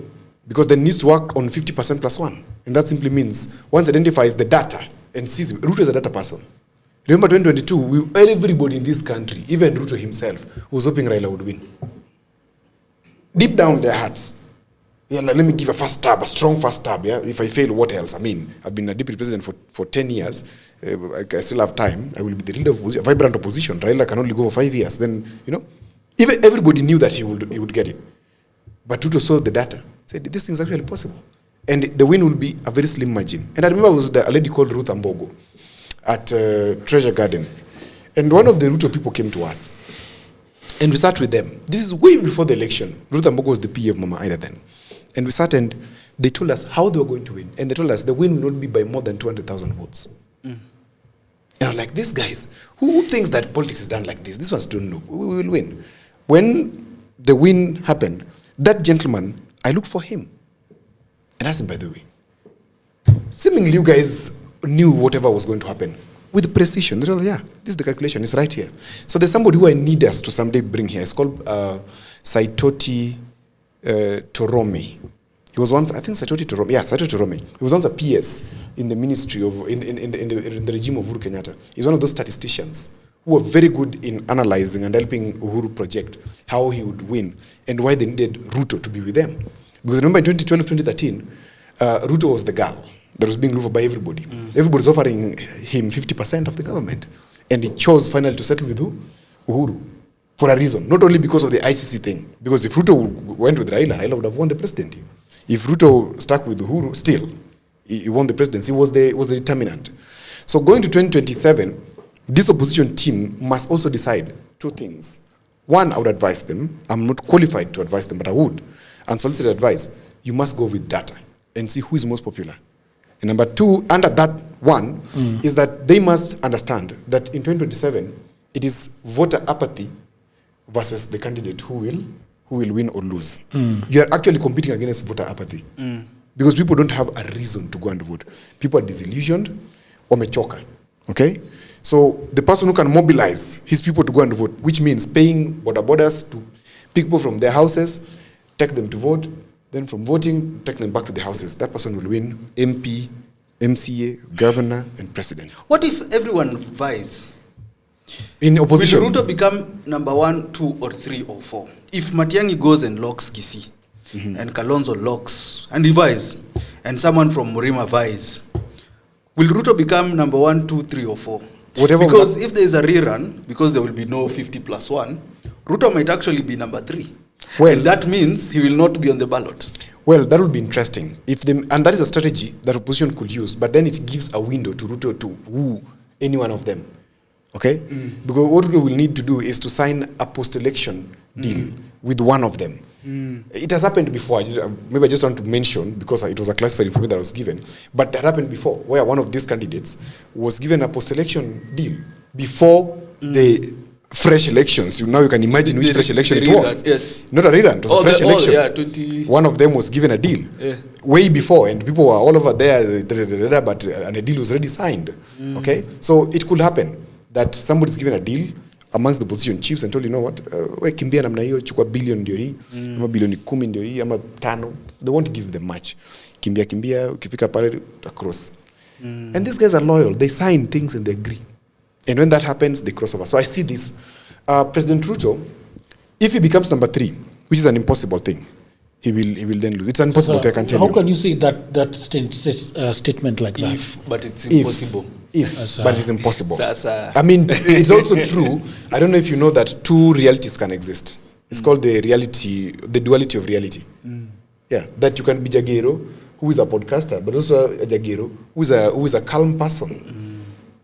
It happens. So, yes. What do you think? You haven't said anything. About what? About Mountain Kenya and Ruto and Gachagua, and I will not bow. Yeah. Yeah, Gachagua, I have a feeling that one of the miscalculations of Ruto was actually kicking out. Ruto, I think, at the height of their disagreement, the two gentlemen, Ruto and Gachagua, Ruto found himself in a very bad place. Because I think one of the questions that Ruto was asking himself, do I let this guy sink this boat while we are in it together? Okay? Or I throw him in the water and let him throw splashes at us. Okay? And so Ruto decides, okay, let me throw this guy out of the ship. Yeah. Okay? And his thinking is that he's going to drown. All right? And we are going to forget about him. He's going to become the Titanic. Yeah. Okay? Yeah. But I think Ruto does not, Gachagua does not become the Titanic. He swims to safety and starts bombarding Ruto with, I don't know what it's like now there is no Strait of Hormuz for you. Yeah. You are not passing. Okay? So, and he's become such a nuisance. I think he's the single most dangerous nuisance to the presidency, to the second term of His Excellency the President, Mr. Dr. William Ruto. And I think now Gachagua was gone and poisoned the mountain so much. Okay? When I look at Ruto to me becomes Moi just before 2002. He becomes Moi because I look at the forces that are against Ruto, and I think about the forces that were against Moi and his protege, Mr. Uhuru Kenyatta then. Everybody seemed not to like him. Now Ruto has to appease the Luo nation. Ruto has to try and appease the Kamba nation. The only sure bet that Ruto perhaps has is the Kalenjin community and a little bit of Northeastern. That is the surety that the president has right now. And I think this is really dangerous. He also has a lot of other people around. So we have Babu, who is a renegade, has left the ship. He has left, you could say he has left the ship, he's left ODM. We have Sifuna, who I think has the biggest problem. Because Sifuna does not have, Odhiambo talked about, when you were talking about Gachagua as a statesman, as somebody with the people, with a huge loyal ground. So for example, if you look at Raila could actually jump to any ship with 2 point something Luo people, you know, anytime he wanted. He will just give direction and say that, look, we are going to work with Ruto. And every Luo says, okay, Baba Mesema. Yeah. And that is the problem that Sifuna has, that he cannot just wake up one day and tell his followers that we are going to Ruto. It's not going to happen for him.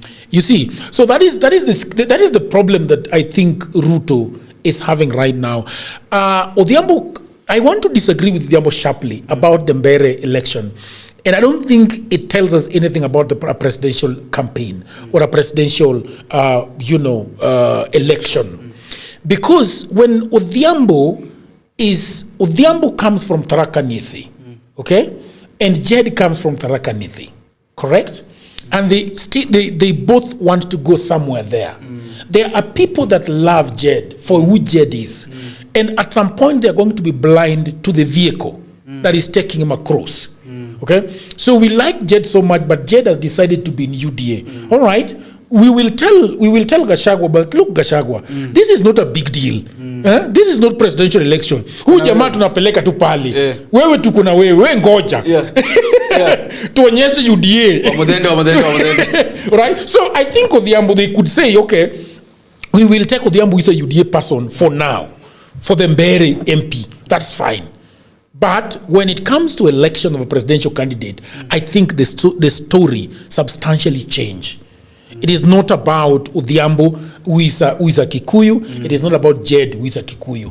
This is now the poisoned ground that is now supposed to elect a president. So I think those are the problems that Ruto has. However, I think that a politician is always a politician, and when push comes to shove, okay. Yeah.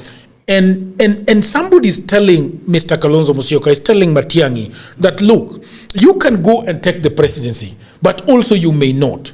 But on the table is 10 billion. On the table is 5 billion. And Matiang'i has to think about it. I am going to win this election or not, but this is assured. Here they're only given deposits or malizi wangu pesa. No. I mean, in life, even if somebody promise you 10 and give you 5, it has changed your life. It has turned your life upside down. Yes. So in any case, I do not believe that Matiang'i loves us as Kenyans. In any case, I don't think Martha loves us. What Martha loves are her grandchildren, if they are there, and her office up the road, if it is still there, if it is still hers, and the businesses that she ran. When we go back to Gachagua, I don't believe Gachagua loved Kikuyus that much, that he's saying that wherever Jed is, Jed left Herman Manyora, set up his show. That is the guy I'm thinking about. What is he eating at night? No! That's a good example. But they have a channel, so you can subscribe. Yeah, Jed has a channel that is called Jadiel Kabiro Show. Why isn't Gachagua calling, asking about me? Yes. So there is no much love. All right? And when we look at the Nilot, Mr. Dr. William Ruto, I don't think he looks at Luos and say that I love these Nilos this much, or the people of Rift Valley, I love them this much. There is a bigger picture for him. His children, his family, his farms, chicken farms and sunflower farms. Those are the things that he really, really loves. Okay? Even Odhiambo here, when he's talking about, Odhiambo is a communication consultant. And a propagandist. When he's drawing propaganda documents, the people are pawns on his propaganda board. He's not looking at Jed, who has left Herman Manyora and started his own show and wants to build that show. No. He is looking at how can you manipulate Jed? How can you poison Jed? And so if money is placed on the table. Yes.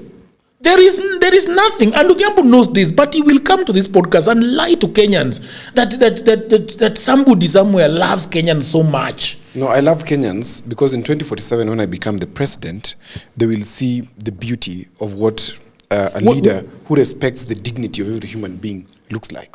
I'm a propagandist because I studied propaganda in school. And I also know as a fact that you use propaganda to rise to power.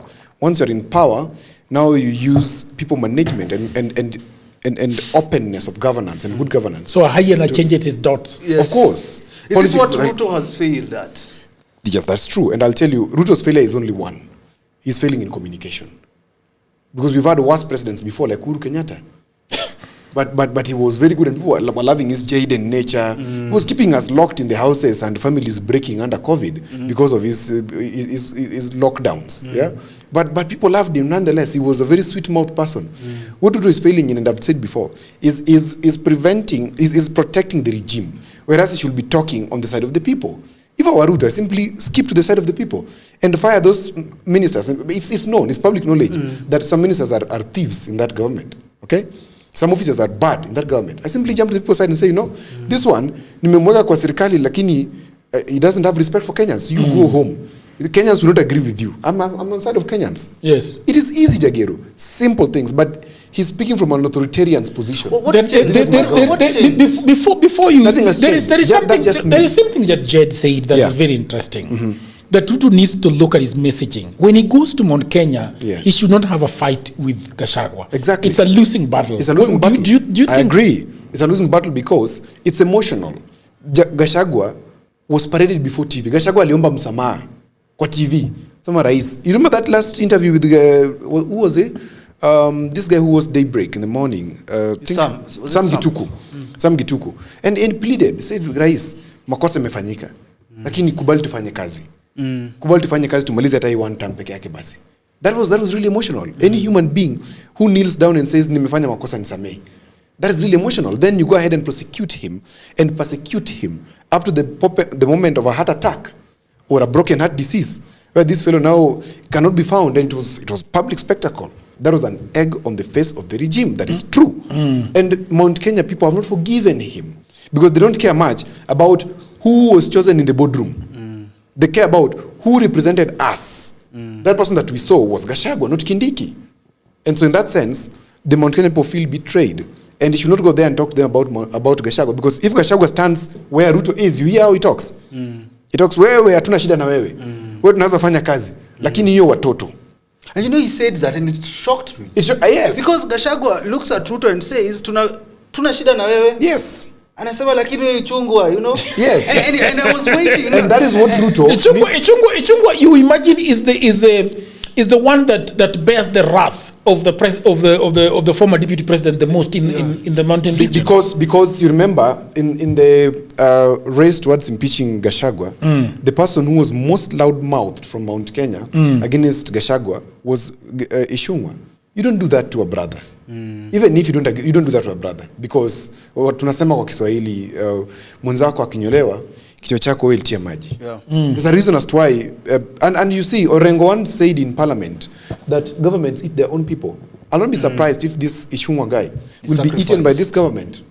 He will be eaten by this government, and that's a fact. It is known, it has happened before. Those who supported the regimes most were the ones who were swallowed most. I taught you an example. When it came to his time to serve, he was out. When it came to Wakina Nkaiseri, we know what happened. Okay? So regimes eat their own people. And what he did was really painful to Gachagua. And the people saw it. Remember, Africans have something called Ubuntu. Ubuntu is where we say, okay, he's a thief, but he's amemba msamaha, mwachilie. Wachana, forgive him. If you look at my perfect example of whatever I always say is Rwanda, for example. If you talk about Kwibuka, where they go and remember the genocide, there are people who murdered their families, and they sit and they greet. In the Western world, that is unimaginable. I remember such an emotional thing in Rwanda because I stayed in Rwanda for 1 year. And you've written about it. Yeah, there is a time that this guy came out and said that because there are families that were buried and they didn't know where their loved ones were buried. Yes. So if Jagero was the killer, then because it really rains in Rwanda in April, and most of the killings were happening during the rains. So this guy actually led a group of about 17 family members to where he buried the bodies. The bodies of the family members. And he went there and they took the bodies out of graves after I think that was coming around 16 years later. Yeah, so well, that is that. Yeah, so my point is this, that when Ruto, and I'm agreeing with him, when Ruto goes to Mount Kenya, he needs not to fight Gachagua. Gachagua is an ally. Gachagua is not somebody to fight, because the only way to disempower a rival is to show them love. Remember when Raila used to go to even the battle of Gachagua, the brother of this one. When Raila went, what did he start talking about? Rafiki yangu, William Ruto. If you look at that video, they filled the whole Kiwanja, went wild. They were like, hey, Rafiki yangu, Mwai Kibaki, Rafiki yangu, you disarm. So when Ruto goes to to Mount Kenya, my expectation is for him to say, Rafiki yangu Gachagua, vitu zimefanyika here and there, but I'm learning. Just say I'm learning. This is like, whoosh. Gachagua will not have anything to say the next day. The next day. Yeah. They just say vitu zimefanyika and I'm learning. This politics thing, unajua ni ngumu. Hata nani alisema niligawa mapepo Uhuru, you remember? Yes. When he came out, I don't know where he was coming from. He said it was the devil. Yes, and even Moi in 1997 or 8, just before he retired, he said, hii uchaguzi nayokuja nitaenda nyumbani kwa mwananchi mwema na ningependa kuomba msamaha kwa yule yote ambaye nimemkosea. Na wale wote ambao wamenikosea pia mimi nimewasamehe. I mean, Moi went home peacefully and nobody ever followed Moi with his problems and his things that he did. Ruto is complicating. His language is He's complicating his election, perspective. He's just making things become so difficult when they are so easy for him. He's the president of the Republic of Kenya. As much as we say people wameenda, yes, wameenda, which is true, but he can make things easier for himself. I think he probably doesn't read, he probably doesn't, listen to counsel of other people that have been there before, which is important for people like even Kimani Ichung'wah. When you look at Ndindi Nyoro being respected in Murang'a, it's because he saw this battle between Gachagua and Ruto. And he was the one being attacked by Gachagua, akiulizwa wanapanda chopa kama nani, remember those conversations? And he withdrew completely. He withdrew and he said, this is my brother. I'm not going to get involved. He has never addressed this conversation. Yes, never. Journalists have really tried to make him speak about Gachagua up to now. He never talks about it. He never talks about it. And you see, when you look at Ichung'wah and Kuria and those who are in government, they should understand you don't have to be involved in this conflict. And this is a conversation we used to hear about Raila. You would fight for Raila so passionately. But Raila really doesn't care. And this is the thing about Ruto. They may think they're defending Ruto so passionately. Ruto's head is somewhere else. Right. Ruto can just call Gachagua one night and then wako State House wawili. Yes. Wanafanya paradigm shift complete. And therefore it is, learning, trying to observe. Nothing is new. Just look at what was happening during Uhuru's time, during Kibaki's time, during Moi's time, and then you pretend you'll be the one fighting. And even I know Martha Karua was very shocked, and even William Ruto, because they were opposite each other on these tables, and then they find out there's a grand coalition na kila mtu ametulia. Ruto was saying no, this is our government. Yes. Karua is on the other side, no, this is our government. We won the election. But then wanaambiwa, you know what, even you are not even deputy prime ministers. Tumeshashikana na tuko na list na this is going forward. Yeah. Can we talk about the other part of United Opposition? Yes. That is Linda Mwananchi. Today, we have had people of the internet. I don't know whether some people were not there, but I think they have had Zefuna talk in Vihiga. We have them again coming tomorrow. I think we can listen to Babu, and some of the principles. Which guys can we listen to? Osotsi, let's start with Osotsi, the gentleman that was attacked. He has to go back to Kisumu tomorrow to face his demons. Dangerous. Those he has to go back to Kisumu. Yes. Walitandika yeye kabisa. Masaibu yangu ilianza ile siku mzee baba Raila Amolo Odinga alikufa. Kwa sababu hiyo siku mzee Raila ilipatikana kwamba amekufa kule India. Na mnajua mimi nimekuwa deputy party leader wa ODM. Deputy party leader namba 1. Kwa sababu nilichukua kiti ya Oparanya. Yule Simba Arati sijui alichukua kiti ya nani. Abdul Swamad alichukua kiti ya Joho. Lakini kwa sababu sisi jamii ya Waluya ndio tuko na watu wengi ndani ya ODM na kura mingi, hiyo kiti ya party leader baada ya Raila kutoka ilifaa ikuwe ya Godfrey Ososi. Lakini Kasonga aliita mkutano pale State House usiku. Kama huyu Sifuna hayuko, Sifuna alikuwa ameenda kuchukua mwili ya baba kule India. Sasa usiku yake jamaa wakakutana, wakapanga njama, wakasema Ososi hatuwezi tukampatia hiyo kiti, Abdulswamad hatuwezi tukampatia, ati wapatie Oburu. Sasa wakaitisha mkutano asubuhi mapema, kama baba ako kwa ndege analetwa saa 12, wakasema ati wamepitisha Oburu ndiye atakuwa acting party leader. Na katiba ya chama inasema party leader kama hayuko, one of the deputies anakuwa party leader. Sasa hiyo mwenye hiyo maneno kwa hiyo mkutano, yule alipropose Oburu alikuwa ni Abdulswamad ambaye ni deputy party leader. Alafu yule alimuunga mkono alikuwa ni Arati ambaye pia ni deputy party leader. Na sheria inasema mmoja wa deputy party leaders akuwe party leader. Sasa kuanzia siku nikaanza kupata tabu. Wananitumia watu, wananiambia kwamba mimi nianze kuongea mambo ya Kasongo. Mimi nikakataa. Nikasema Raila aliniambia kwamba ile mkataba wa pointi 10 lazima itekelezwe. Simulisikia nikisema hiyo?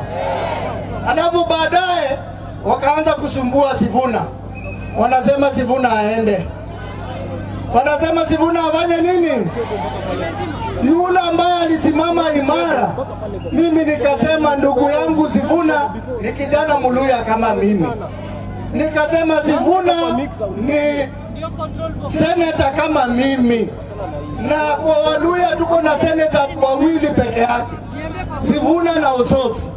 So mimi nikasema sitazaliti Sifuna. Ososi ni mtu wa Kisumu. Wale walimpiga Ososi walitumiwa na watu wa Ruto, na lazima tuseme ni Ruto. Nasema ya kwamba mimi kama wakili nitasimamia hiyo kesi to the end. My brother Ososi, I'm with you and I'll defend you and I will be part of your legal team. Nifanye kesi ya Ososi ama sifanye? Wangapi wamekubali nifanye kesi ya Ososi? Jana mliona watu wa ODM wanasema hao ndio viongozi wa ODM. Walienda kumwona Kasongo, walikuwa wanafikiria ya kwamba watapatiwa heshima, lakini Kasongo akawaambia ya kwamba hakuna mambo ya zoni, na akawaambia nyinyi muamue kama mnataka to be part of the broad-based government. Wakati huo aliweka viongozi wa UDA kila mahali, Siaya, Kisumu, Homa Bay na Migori. Kwa hivyo sisi tuna vita na Kasongo na UDA, lazima arudi nyumbani. Wangapi wanasema Kasongo arudi nyumbani? Nione arudi nyumbani ama sirudi? Arudi nyumbani ama sirudi? You people in ODM, I want to say that in the life of the party, we have never had a Secretary General as good as Sifuna. Na Raila alisema when Sifuna speaks, he speaks for Raila and he speaks for the party. Kwa hivyo mimi nasema Sifuna, there is nowhere you are going. You are still the Secretary General of ODM.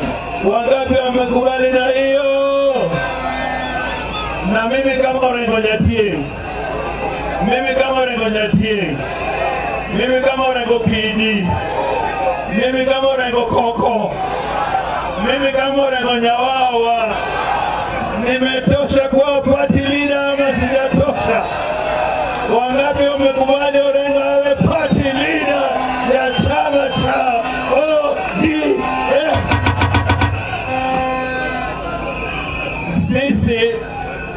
tunasema ya kwamba linda the first question that I want, looking at Linda Mwananchi rallies, it's very difficult to talk about it a week in, week out. I think it is actually frustrating because every time we just have to come here and because now what are we discussing really? I don't understand why we should be discussing these things. They say the same things every now and again. Well, maybe we shouldn't be discussing them, but let's discuss. So let me say this. As you say that, I want you to talk about this gentleman, Mr. Agri Rengo, is seemingly being serious about hijacking the party leadership from the friend of his brother, Mr. Burodinga. And I don't know how he wants to do that. That is perhaps something that I want you to touch on. Osotsi is clearly onto something. We have had Sifuna before. Sifuna is saying the same thing. He's still saying that he's a member of, he's got ODM's car. So he's still there. Do you know that he's got ODM's car? Sifuna, I've heard. Yes. So what is going on there, Odhiambo? So, politics 101. Nothing happens in a vacuum in politics. Something is happening in ODM. And that something, it's time now we know about it because we've given it time to operate naturally. And when things are happening unnaturally, it means something else is taking the levers of the party. We have hoped for the past few months that we will see a natural exit because that's the natural thing to do with Orengo and team to take their own path, knowing so well that 2027 is simply months away. But they're not moving, and there's a new organized narrative coming up. And this new organized narrative coming up, there is an insurance that they have, okay? And this insurance that they have could either be the two, and I could be wrong, absolutely. So insurance number one is that ODM as is now is still holding onto the strategy of Raila, with this other team being the exit plan. And this could be very high-level discussions that do not happen in the public. Okay. They could be happening very privately, far away from the public eye. Or number two, it could be that there's a master in this whole game who we are not able to see and who is holding ODM together but also splitting ODM for the good of what he or she wants to achieve in this way. Today, you're aware that Kakamega former governor, that is Oparanya, has formed a whole party that is rallied almost half of the MPs in Kakamega to join that party and contest for those very seats in that party. Which were erstwhile ODM. Exactly. Okay? And he's going also trying to get the governorship, which he will not, that I can assure you, and many more things that he's trying to do in Kakamega.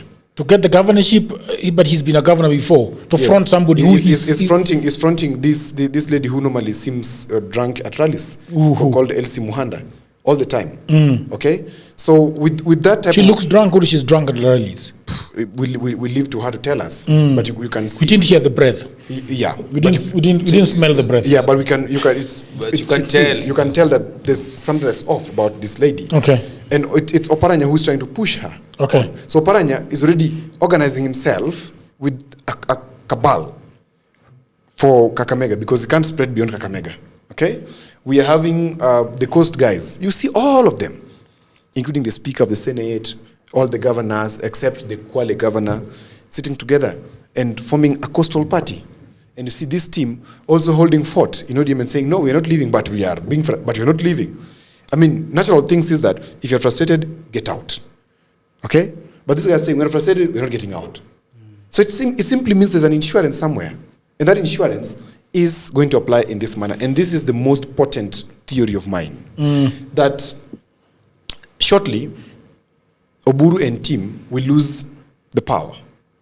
And they will lose the power either by a coup, they will lose, because Orengo is not just coming from nowhere to say, Mimi ndio people's party leader. He doesn't just make reckless statements, because he knows the party can punish him bitterly. But there must be a game that is playing very softly and very slowly and grinding very slowly to do away with a team that is potentially a threat to the government or a threat to the regime. And hear me out, Jagero. The strength of ODM or its weakness favors only one person, and that is President Ruto. Therefore, President Ruto has to organize ODM in its strength and in its weakness. Today, as things are, President Ruto is the Jatir of ODM. He has inherited ODM fully, and he must take care of ODM's weaknesses and ODM's strength. And I can posit here now that I strongly believe that this team of Linda Wananchi, as led by Sifuna, Orengo, and the whole of them, I've said before and now I repeat, they have a back-channel communication to State House that is granting some securities to them. And one of those securities is that run. Continue doing what? Running. Because as much as they're saying one term, politics that we know, and as we know it, don't be disillusioned. You will see, or there's a possible scenario where you will see these people meeting with President Ruto and negotiating. Because they would say, for example, like Martha Karua said today, that we can't say one term, then we replace it with a regime that is worse than the one that is there today. This is a statement that is possibly going to come from this ODM Linda Wananchi team. By saying, well, fine, we can't replace this team by the team that is looking worse than it. So we'd rather the devil that we know. That is Martha Karua. No, the devil that we know is who? Is President Ruto. Because one thing I can tell you, it is difficult for an incumbent to just leave power willingly, unless he's removed forcefully. And being the strategist that he is, I am sure he's giving some level of insurances to this Linda Wananchi team. Because Sifuna now has said today, or I think there was something of that sort, that they're going to field a presidential candidate in 2027. They've said it. Remember, now look at it from the end, then we work backwards. That okay, so Sifuna is the president candidate for Linda Wananchi. That is already. What is the name of their party? Progressive something? No. Ilea Hamisi. It's not going to be People in Essence movement. Forget about it. Okay. There's a reason as to why Linda Mwananchi was not registered. Also, that take note of, because the office of the registrar of political parties, if he receives, or if he, I think it's a he, if he receives a call from President Ruto, how does he receive it? I've always said, he says, Your Excellency, sir. So which means some orders could be given. This is the practicality of politics, and not the desire of politics as it should be. So, if President Ruto is in control of all this stuff, and 2027 comes to play, and Sifuna is contesting for presidency, somebody is asking you, what is Jatir? Jatir is the person who inherits your mother after your father is dead. My apologies. That is how plain it is in Luo. So, I lost my train of thought. Sorry. Yeah, I got it. So when we are in 2027 and Sifuna is already contesting for presidency, which means the opposition is already what? Split. We have the opposition. Sifuna is well funded, and there's a pre-election pact silently that will be a post-election pact. I don't know if you get the point. Mimi na Jadiel tunasikizana kwamba Jadiel wewe kimbia enda namna hiyo, lakini tunakutana pale mbele. Na Jadiel unataka nini kukimbia? 1 2 3 4 sasa chukua. Kimbia piga mimi kabisa, lakini tukutane pale mbele. Sasa this is what happened in politics. Now, if that happens, Gachagua and team will never ever join President Ruto. Will never ever, because there's some level of egos. It's a battle of egos. They don't know how to create a team of rivals. Do you think it's too late? Because Kalonzo Musyoka has always been called a watermelon. He has come of age. Who is the most potent candidate of the united opposition? It's Kalonzo. Kalonzo Musyoka. Can Kalonzo match the propaganda of President Ruto? No, it's a fact. Who can match the propaganda of President Ruto? It is who? This fellow called Sifuna. He can match it very well, because he will be speaking about what resonates to the people. Okay? Now, let's move forward. In the united opposition, Kalonzo decides to contest, okay? Gachagua, of course, supporting who? Kalonzo. Matiang'i says, no, I cannot follow these people. Matiang'i is also fighting for his survival. He wants to be in government. So, he has a pre-election pact as well with President Ruto. This is a theory. This is not what's going to happen. Okay? When you say pre-election pact, I don't know whether Jadiel understands it. Does it mean that, is it pre-election meaning before the 50+1? Yes, so they have an agreement. Basically, it's an agreement that we have an agreement before the actual election day, but it's not deposited with the office of the registrar of political parties. Okay, it's a gentleman's agreement.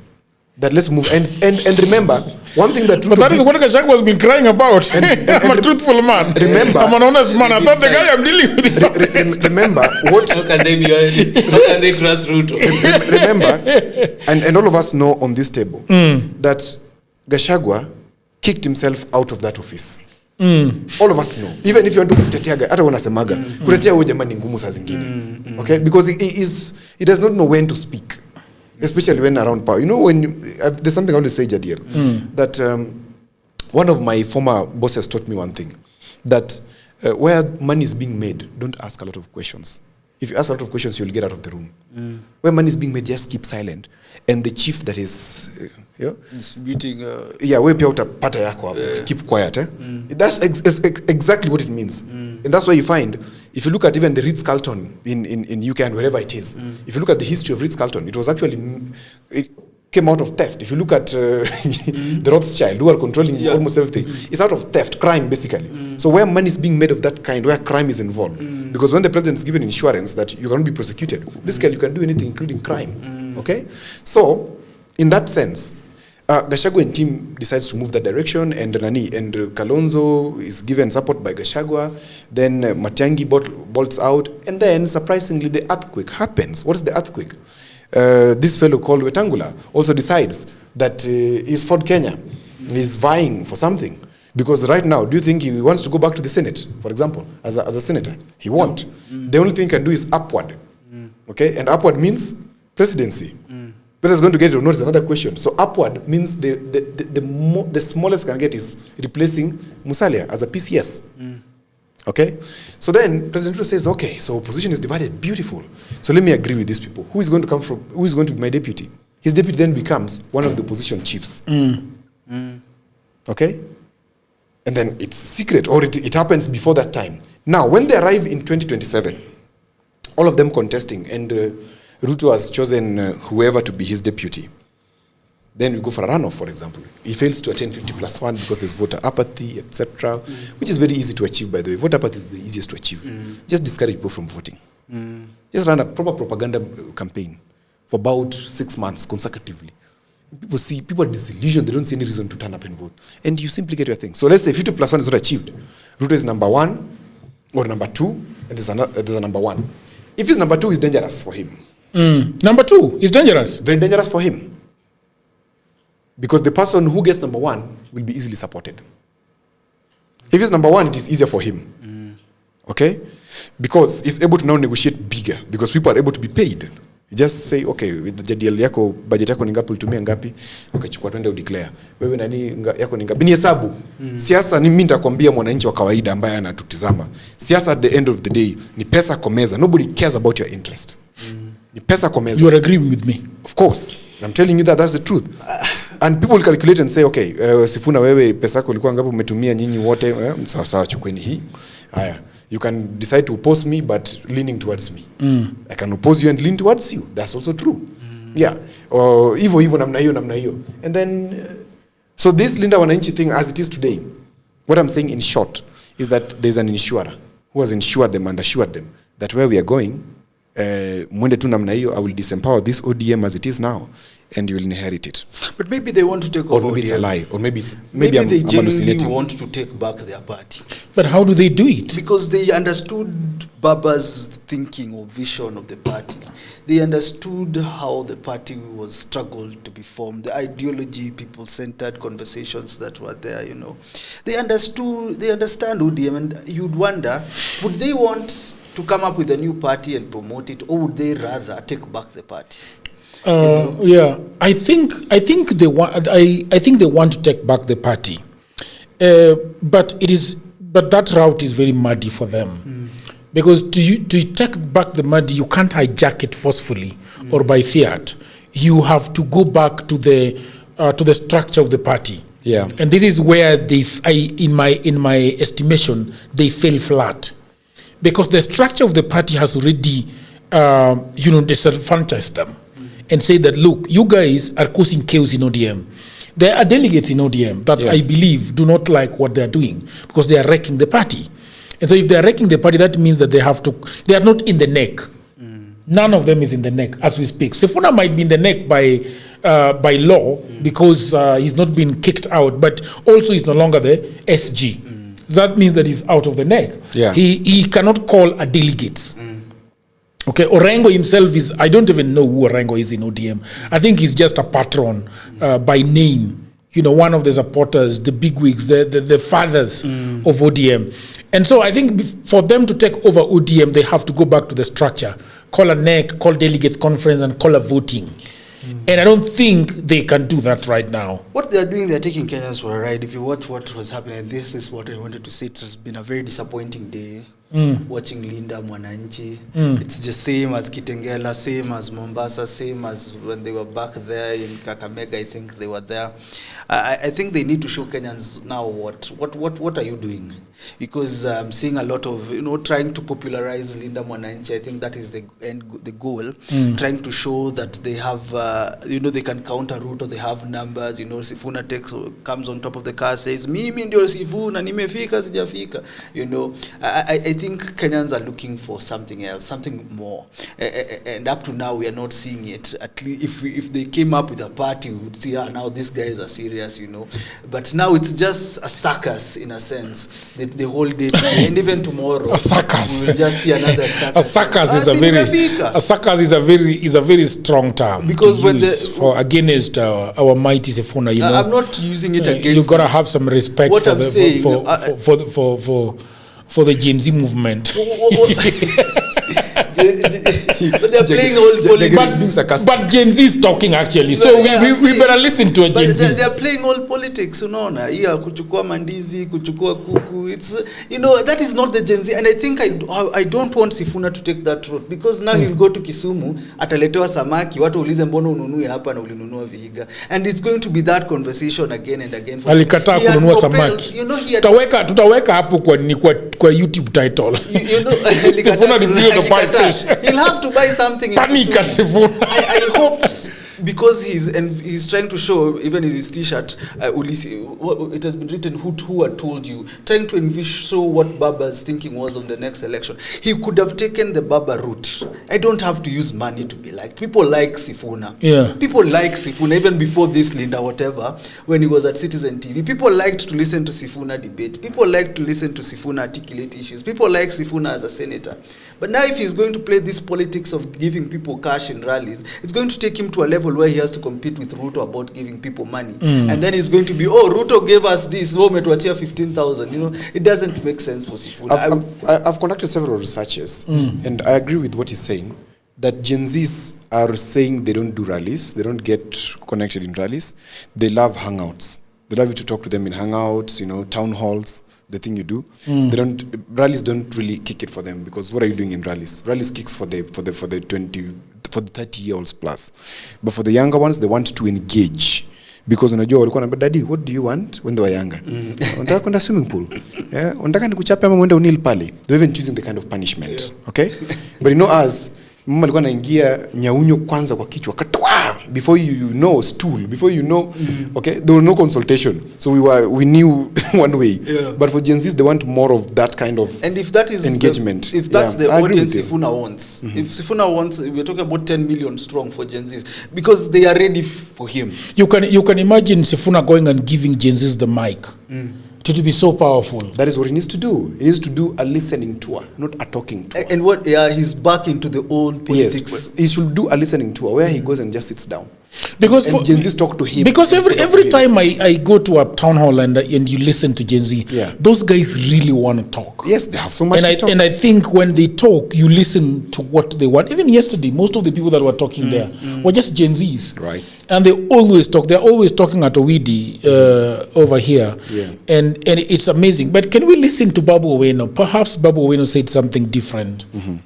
You can listen to Babu Owino, right? Let's listen to Babu. Tutakula nyama siku gani? Maanake hata mboga kukula ni kibahati. Huyo mama si hadithi tu. Huyo mama ni mama ambaye ako hapa siku ya leo. Huyo mama ni yule Mkenya ambaye ako hapa siku ya leo. Huyo mama ambaye anateseka kwa sababu ya serikali na ahadi zake mbovu. Nikiangalia hao vijana ambao wako hapa, kijana anaelimishwa, anasomeshwa kutoka primary, kuingia high school, kwenda university, kwenda college, kuwa na skill maishani. Kisha huyu kijana siku ya graduation anaahidi wazazi wake, anaahidi familia yake, anaambia familia yake ya kwamba atakuja watoe kwenye shida, ya kwamba atawasaidia. Kisha huyu kijana akimaliza shule, akisha graduate, hakuna kazi, hakuna ajira. Kijana anaanza kujilaumu, kijana anajiuliza maswali, anajiuliza ni mimi ndiye mwenye shida ama ni nani? Ni mimi ndiye mwenye makosa ama ni nani? Huyo kijana si tu kijana yeyote. Hiyo story ya huyo kijana si hadithi. Hiyo ni story ya kijana ambaye ako hapa kwenye rally. Huyo ni kijana ambaye, hivyo ndio mnataka muendelee. Kwa hivyo tunasema haki ya mwana Kenya, haki ya mwananchi. Hiyo haki mara mingi haiji yakiulizwa. Hiyo haki haibembelezwi. Hiyo haki inadaiwa. Lazima udai haki yako, na siku ya leo tunadai haki yetu. Siku ya leo tunadai haki yetu, na tunadai haki ya ajira. Tuliambiwa ya kwamba kutakuwa na kazi 1 million every year. Kijana uko na kazi? Mama uko na kazi? Mzee uko na kazi? Jamani, hii ni ungwana. Siku ya leo tunadai huduma bora ya kiafya. Siku ya leo tunadai elimu bora, sio bora elimu. Ukiangalia vyuo vikuu, hell by talking on time. Ukiangalia vyuo vikuu kuna shida, kuna new funding model. Hii funding system imemaliza wazazi. Ati kijana anaambiwa ya kwamba lazima uwe na pesa ndio upate elimu. Wacheni niwaulize, wewe kama kijana ambaye uko hapa, umewekwa kwa banding system, unaambiwa hiyo banding unalipa 50,000, 100,000, 300,000 kama ni medical courses. Wewe kama kijana umefika 18 years, uko na pesa? Uko na pesa? Na mzazi wako yeye mwenyewe ukishafika 18 years, sasa kuna parental responsibility. Wewe ni adult, si kweli? Alafu serikali needs wisdom or lack of the same. Wanafikiria huyo kijana anaweza jilipia school fee. Tunataka hii serikali iende wapi? Hii serikali iende wapi? Na mwananchi ende wapi? Tunataka 2027 wangapi wanapeleka Kasongo nyumbani?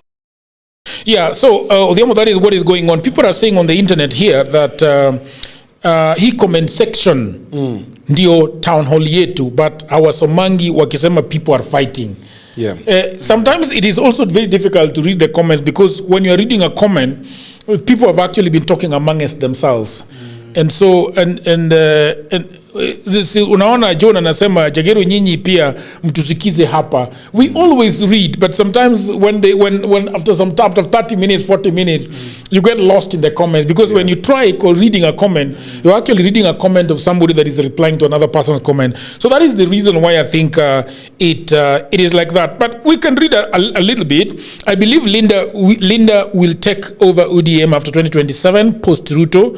What if Sifuna is in the winning team? Like Odhiambo says, removing Oburu for a president is easy. It is for a president is easy. Ama he means Ruto. It's a do or die for them. I think he means Ruto, correct? Martha is saying very true, Yadiel. He's proving to be made of the same old stuff. So that is talking about Sifuna, right? There is somebody who is being told don't be sarcastic. This is what we were saying, because I believe that they're responding to somebody in the comment.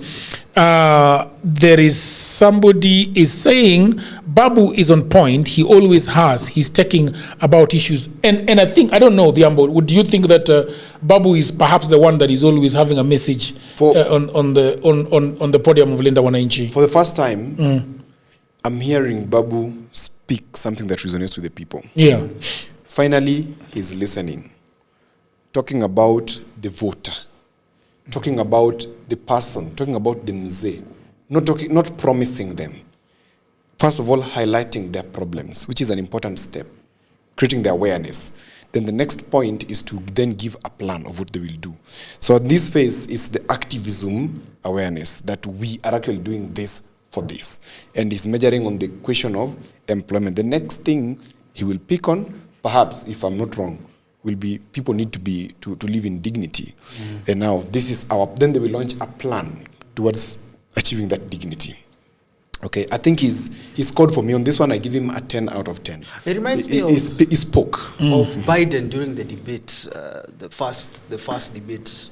And Biden was looking at the camera and saying, you have an empty chair, you are hungry, the cost of living is high, you cannot afford gas. And Babu has done well articulating, but I always go back to then what, of course, Odhiambo has said the plan will come later, but I think, he talked about the journey of a young person, and they are targeting Gen Zs, how you don't get employment, how you've studied so hard, but then, the struggles that come with it. Babu is trying. I wonder whether he's vying for governor, or during this conversation, he might actually go straight to the executive. Yeah, a lot of people are saying, yesterday when we were at the town hall, a lot of people are saying that Babu is no longer going for the governorship. I was sitting here with a lie, and the lie was telling me that to be a governor of Nairobi, you probably need upwards of 300 million to affect anything. And he was giving me, he was telling me that to gather people in Nairobi is impossible without giving the money. And I asked him why. And he said, it is not about politics. It's not about people saying that we're not interested in politics. Yeah. Somebody's telling you that, look, I live in Kibra, I live in Kawangware, I live, in Dandora, and what I earn in a day is about 400 shillings.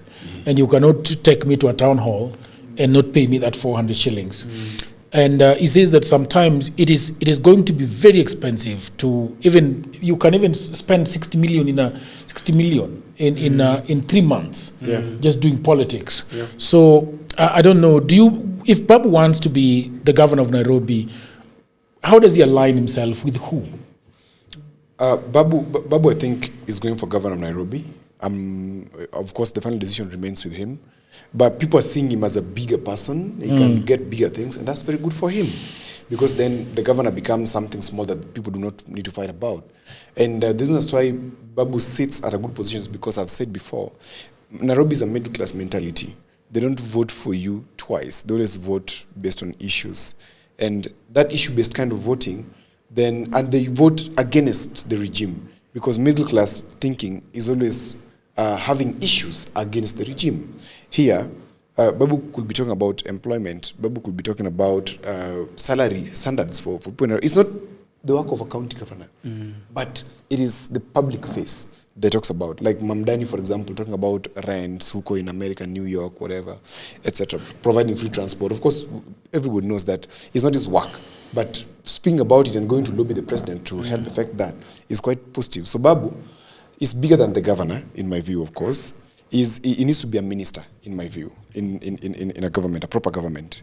If the governor fails, then he has a good fallback plan in politics. That's beautiful. But I doubt if it will fail. As it's continuing, I see Babu as the only politician who is resonating properly with the young and the old. He sits between the two age groups. And so he will be blessed easily. The only thing is that if, politics is going to take quite some time to quite reach the end. Babu needs a Kikuyu vote in Nairobi, he needs the Kamba vote in Nairobi, he needs the Gen Z votes in Nairobi, and even these Gen Zs are also coming from some communities. Yeah. Babu will need to, at that time, recalculate, and I can predict a time may come when Babu may pull back from the national politics and focus on Nairobi politics. Still with the same ticket, but focus, zero in Nairobi politics. And that means he could have to build new alliances here and there in Nairobi. But then that raises the other question. If Sifuna is going to be the presidential candidate, he needs Babu by his side. Babu is not going to have time, because he's going to have a torrid time in Nairobi. Yeah. He's against Sakaja, he's against two other gentlemen. Gakuyo and I think Nyakera. And Nyakera. So, interestingly, okay, go ahead. Yeah. Go ahead. Interestingly, I remember drawing the campaign plan for Nyakera, myself and Tina Ogal. Yes. And he's quite an interesting man who I don't see him in the race. He doesn't listen at all. And I doubt if he will be any proper candidate for Nairobi. Nani Gakuya looks to be understanding Nairobi politics because he's not much in the media. but he's very, very, very strong on the ground. Who? This guy called Gakuya. Yeah. DCP. He's very strong on the ground. Very strong on the ground. Those traders at Nyamakima, where the Kikuyu community ground, listen to him perfectly well. And he has taken the DCP tickets. Yes. No, he's the front runner. Front runner for DCP. And it looks like he's not a TV person, but he's a very good groundsman. And what he needs to do is basically ride on the wave, and then he's in. But he will need both. He will need both. Yeah, 2027 campaigns, digital platforms will play a big role. I agree. And anybody like him right now, he needs at least to be on TikTok or Facebook or Instagram, but TikTok more. People are waiting for him. Sakaja will have tough competition, of course, from Babu Wino. I think Sakaja's case is done. The earlier he learns and pays his friends who are remaining in the, who are unpaid, the pending bills, needs to pay them very fast, and then he needs to sort his, prepare the gratuities, his chief officers, CCs. Gratuities, the payment that they live with. He needs to prepare it very fast.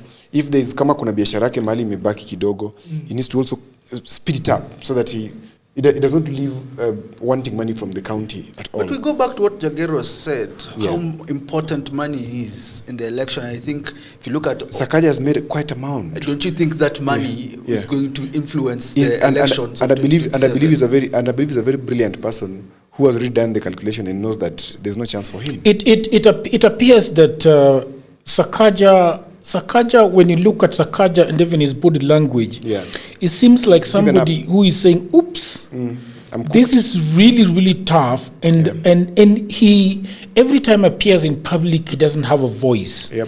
We remember the man with the dimples that the ladies like, and I think he got a lot of likes and ladies and votes from ladies. But now appears that you know how to smile, but you're a goon. You can't do anything for us. All right, and so Sakaja is sort of. If you look at Sakaja, he's connected with Ruto at the hip, because Ruto is at least trying to make a case for himself. Yes. Going around and saying, look, I am delivering. He goes to Muranga and saying, I am delivering. He goes to Kisii and saying, I'm going to Rome to get you 1 billion. He's saying, I'm going to do this for you. I'm going to do this for you. He's a father who is at least seen to be doing something. But when you look at Sakaja with his lame Facebook, social media outings, it does not make sense. He seems like he's somebody who is saying, okay, this is about it. Yeah, he's one of I committed myself to being a governor of Nairobi, and it's basically going to be a one-time thing. And probably he's telling himself that how do I make sure that I am sorted in a lifetime. And the strategy for Sakaja was very simple. There's a playbook that was existing. You simply need to copy from that playbook, and it's called the charity philanthropic playbook of Mike Sonko. These Nairobi people, what will you develop in Nairobi? It's already built. The fact. There's nothing to develop here except kuweka dawa kwa hospitali, kuensure hospitali iko sawa, kupaka nini, kuweka drainage ikuwe sawa, watu wa county upate salary. There's nothing to develop here. So Sakaja need to do is to play the populist politics. And if he can do it, because he has a lot of money, just take 1 billion shillings, weka kwa charity, proper charity. Play populist politics. Wachana na hii maneno hii unajaribu kufanya Sakaja. If you truly want to come back to that seat, because I see possibility for him, if he wants to, is about to rebrand himself. Because he came with one of the best brands called Nai Must Work. Nai Lazima Work. Proper. People have actually turned that against him. And people like Fanya Mambo are now saying that it is not working, that he now insists that it has to work. Yeah, because Sakaja has reduced something called share of voice in the media. Okay? Is not prominent in the media. And if he goes to the media, he's going to play defense. That's wrong. He should be a Sonko who appears somewhere and takes some child who is, arrange things. He did that with Alberto Juang's case. Yeah, but you see, it was out of character. If you want to play, there has to be a brand. Yes, watu wanasema wewe Jadiel, kwa nini huku? Yes. Hatujuangi unakuanga huku. Why you suddenly here? Exactly. So people don't believe. You must make believe. And how do you make believe? By being consistent. And Sakaja has failed to make believe. But he still has the chance for me, if you ask me. If he gets, people like Shafi Weru, who is taken to help him in his branding, do not have an understanding of what political branding is. He's a microphone person in the newsroom. He's not a person who goes to plan politics and who knows that politics sometimes you have to make very dark decisions. And one of the dark decisions, as I'm saying here now, is that you have to play populist politics by playing philanthropy. Sakaja has over 1 billion shillings that is accumulated since he became governor. He can take even 300 million. Work a populist politics. Now, choma pesa bro, choma mpaka ionekane wewe ndio the only person in Nairobi. I mean, during Sonko's time, you couldn't imagine of any other person in Nairobi as a governor. Yeah. You couldn't imagine. In fact, Sonko would get a second term very easily, straight and out, because he was helping the poor. If Sakaja loses this seat, as I see him losing it, it's because he wants to lose it. Can we read something from the people of the internet? Someone is saying that Jadiel should be a minister somewhere in Sifuna's government. I've seen something like that. It's also imepotea. I've seen it. It's from Press J. Press J, yeah? Yeah. Then Joanne Adams says Sifuna should go for governor. I think it's a suicide walk. Garaji says slip of the tongue. Okay, something there. If Babu will be able to handle Nairobi within they've given 5 years, that's if he'll make it to the governor position, then I think being a president won't be an issue. That is DJ Naf. Then 20V61, our favorite commentator says they've been abusing the old. What, WTF do you mean? He's the bridge between old and young. Of course, he's responding to me. Just as I said it, DJ Naf again says at some point, the old lack sense. And I can tell you, the beautiful thing, Jagero, is that the old always have a plan. The young are always up and abrasive without a plan. The old have a plan, even if it is a bad plan. But I'm thinking of talking about the old has a plan. Sometimes I feel like, Jadiel, there are things that you would not know unless you have the money to know them. For example, there are applications that are built on my own that I could not even think about in 2021. The kind of applications and machines that are built with AI are amazing. You see, but I think that for us, when I put myself, because now we are talking about people who are 60 years old, 50 years old, and then there are us who are 40 years old, and then there are people that are younger than us. What I think about, when I think about it, because I also work with Gen Zs in my office, what I see is that we do not fall back to information and ask ourselves, okay, I have reached a crossroad. How do I go there? Do I use a map? Maybe you should use a map. Yeah. There's a driver that is, Mr. Alosi, yes, who insists that he does not want to use a map, and we are lost. Saying that, okay, let's just go ahead and ask. It drives by faith. It drives by faith. And that is not a good thing. So I think that for us, what we need to do is just to calm down and ask ourselves, where can I get that information? Where is it at? Because even when you look at Kina Sifuna, I don't know even if they read about because that information is now for anybody to consume on the internet. I mean, how do I message? A simple question. There's a verse I like, Proverbs, I can't remember the chapter. Talks about wisdom is calling out in the streets. And it's asking, for how long will you continue being simple-minded? And it says, because you are not listening to me and I'm shouting and I'm calling out, then you will cry, and when you cry, I will not come and help you. And I think the information is already out here. Sometimes I listen to pundits, Odhiambo, and many of them, and you ask, has any of them ever called you? Apana. Yes. How? But this is the smartest. But I think there is a time he met with some of them. I'm not privy to what they were discussing. Maybe walikoseana bei. No, I can tell you. I mean, there's nothing. Go ahead. I met Babu.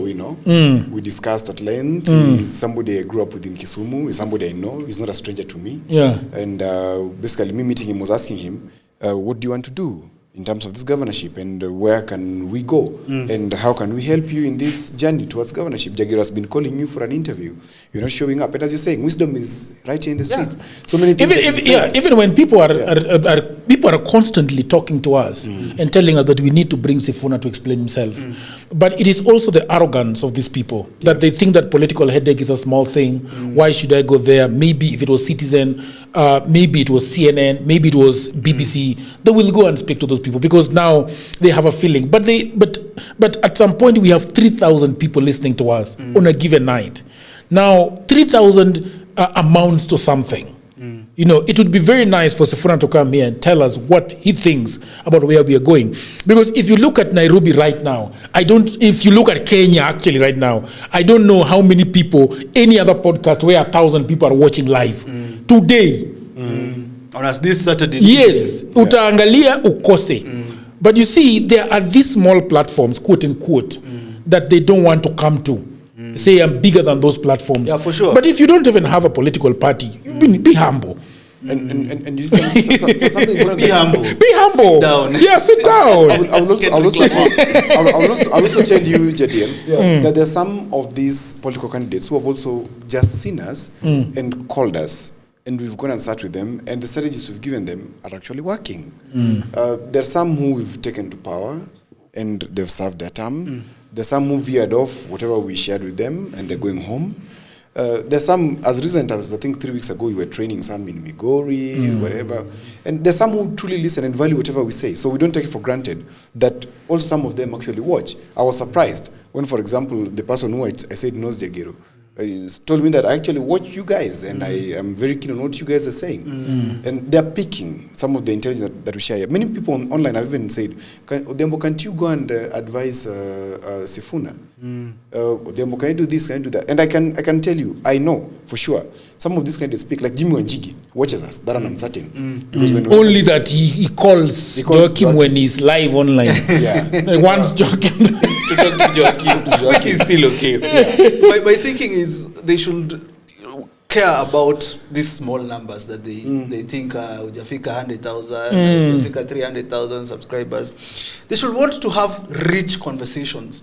You know, you go to a platform, say whichever mainstream media, you have this journalist who is clueless, stressed, does not follow politics, they're just from doing a show on Migori and Samburu. But you have Jagero who is talking about political headache every night. Which conversation is richer even for you? Which conversation will help you as a politician or as a wannabe governor or president to know what people are actually thinking on the ground? Because you have your town hall here every day. On your they're actually the ones that are saying that they have got a town hall here. This is their town hall. Why wouldn't they want to have these conversations with you? Most likely they are afraid of your questions. And can I tell you? I remember. But I always give people open gate to be able to know. That is true. I remember in 2023 driving with one of the people who will be here shortly discussing with Jagiro something important in the next few days. And I told him, you know, he's a man in government, yeah? I told him, you know, the 2027 election is going to be decided on podcasts and not on those mainstream media stations. And be careful that we need to plan our podcasts early. Because by then you're my friend, bro. You know, I see where you are, and you guys are doing badly in communication. And mainstream media, you've lost the war because it is controlled by whoever the elite they are. You need to have an absolute conversation. So focus more on podcasts. Up to now, I can tell you, most of those political leaders still do not regard podcasts as an important thing. And this is what Kamala went wrong. In America. If you read her book, 107 Days, she's talking about, you know, Trump went to Joe Rogan. She didn't. She blames Joe Rogan's team in a way, but she actually admits it was a mistake for her not to go to Joe Rogan conversation.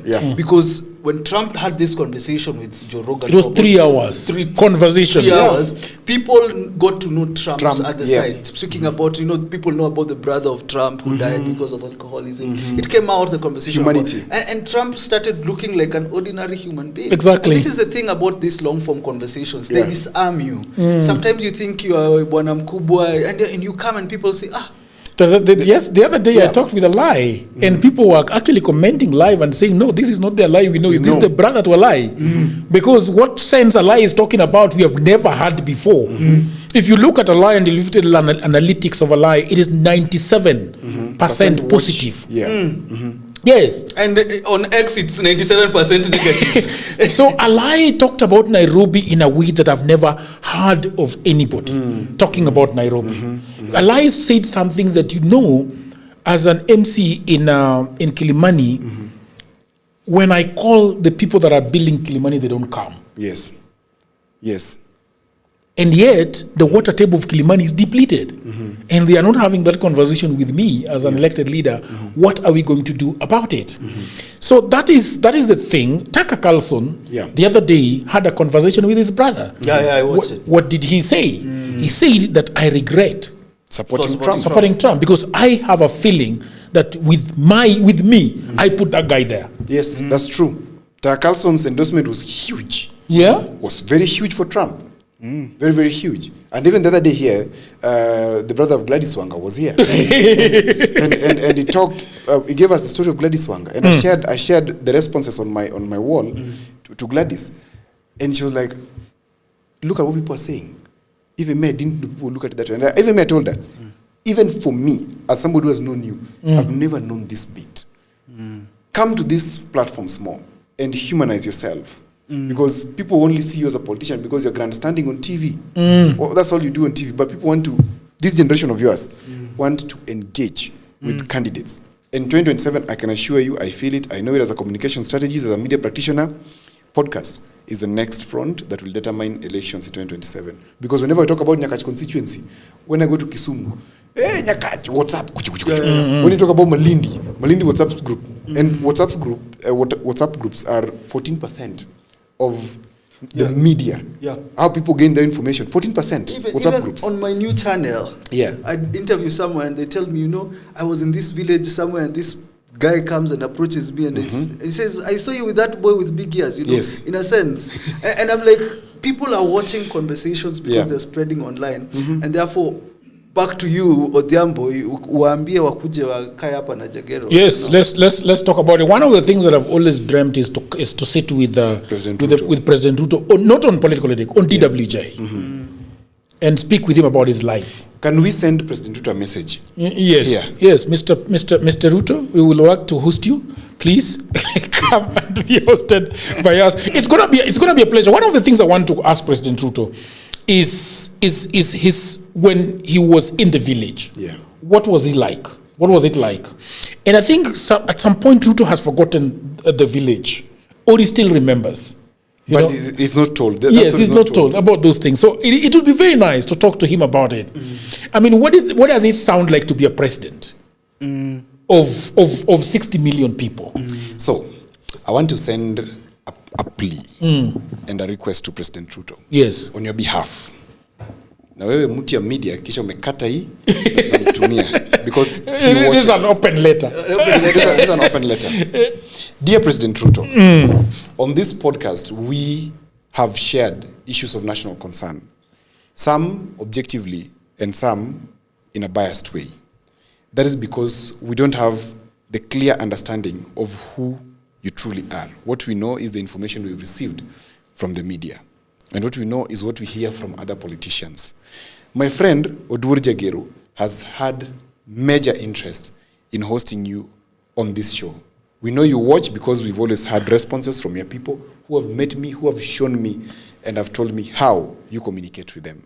I want to plead with you and invite you on behalf of my friend Odur Jagero to kindly take up this challenge that come and share your story on Dialogues with Jagero. We are not going to talk politics on that session. You are going to speak with Jagero on your life, about yourself, and what informs you to think and act the way you do. The people need to understand that version. The people are looking forward to listen to you. And everybody who is a fan of DWJ and who is a fan of political headache would want to watch you on a podcast. Take this challenge, and I challenge the communication teams at State House, at Harambee House, specifically Hussein Mohammed, Emmanuel Talam, and all the players in the communication team of President Ruto. Kindly give the president a chance and urge him to come and sit with Odur Jagero. This is a beautiful opportunity for you, Mr. President, and we'll be proud to host you as the first podcast in Kenya to sit down with you in a format that is not asking you very many questions about politics, but yes, people will ask, and a few maybe we could ask, but if you will, to share with us. Take this challenge, and we're looking forward to hosting you the soonest possible. Yours truly. Odwur Jagiro, Odhiambo Otieno. I'm not there. I'm not there. No. Me, I've been waiting for the next government. You will host him, but we are not boarding. It will be no. But by the way, I don't think having a conversation with Ruto is trying to make him get elected. No. You're just interested. It's an interesting conversation. Don't you know he has a friend called Clement? Your Clement did that. There is a friend of the president in Kisumu called who? Yeah, there's a friend of the president called Ayugi Mbuta. Ayugi Mbuta, yes. Yeah. Hey, Ayugi Mbuta. There's Joshua Nyamori who speaks to the president directly. Nyamori will be with us here on Monday. Yeah, we have a live. We are talking about the story of Tom Joseph Mboya. Yeah. It will be amazing. All right, people of the internet, this has been a really, really, really good. Hii ni two-term endorsement, Jagiro. We are not boarding. Yes, I have my view. If you bring Kasongo here, I will unsubscribe. That guy is the cause of our suffering. Pura kabisa. Yeah, you may not tell him. It's really been amazing. It's actually 10. So we started at 7:40. Mtu amesema ngoja. Mtu amesema hiyo episode ya Ruto tuna occupy studio. Now you want to be able to know what time we've done. You'll just see. Tomorrow we are having a live with a small audience. Yeah. So if you are in Nairobi and you've always wanted to be at the studios of Jagero, we are going to be having a small group of about 20 people. Being with us tomorrow, Sunday at 7 p.m. So if you really want to come to the studio and you're in the environs of Nairobi, please contact me on 0721-168-693. You can WhatsApp me and we can arrange and see if you can come and talk. If you really want to talk, we want to give the microphones to about 20 people. We'll be gathered here. Jadiel might not be around. He might be around. I'm yet to convince him. He's a man that is running his own things. I told you that he's a big consultant talking to ex-governors. But anyway, I want to give you an opportunity to tell people what are your services so that because hapa kuna pesa, hapa kwa comment. I do anything digital when it comes to social media.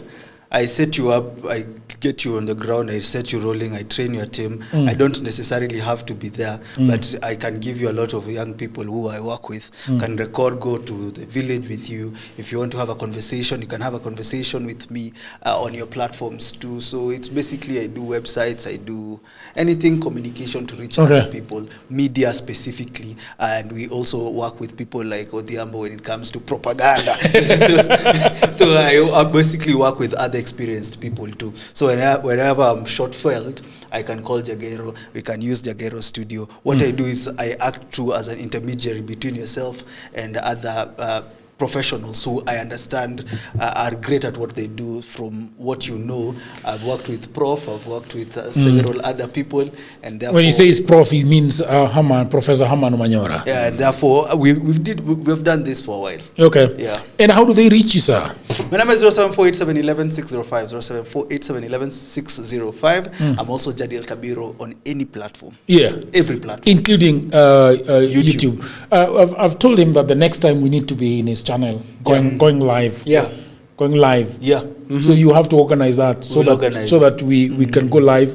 You will be you will be katikati. Yes. Wherever we will be, you will be we katikati. have conversations about how Odhiambo is in government and why you still are there in between, I am very agnostic to the things that Odhiambo are always telling us about politics. I come from the village. I know what politics has done to my village, and every time I talk about my village and the Nilotic region of Lake Nyanza, It's very interesting, and there has to be a real change. Yeah, I hope that there's going to. And the only thing I always tell Jagger is that for you to effect change, you get in and effect it from within. If you fight from outside and you want to effect change, you'll only be an activist. But if you get in and sit at the table, even if they don't give you a chair, come with your own chair and put it there. You'll be able, like now what we are doing by inviting President Ruto, we are simply putting ourselves on the table. We'll be able to ask him or tell him a few things that the people really have been telling us. And in that way, you are able to effect change. You don't have to effect change by shouting by the sidelines. Effect change by getting into the house where the conversion is being talked about. And contribute on the table. If you so I'm just teaching you politics, Jagero, and I'm glad you're learning. Words of wisdom from ancient times.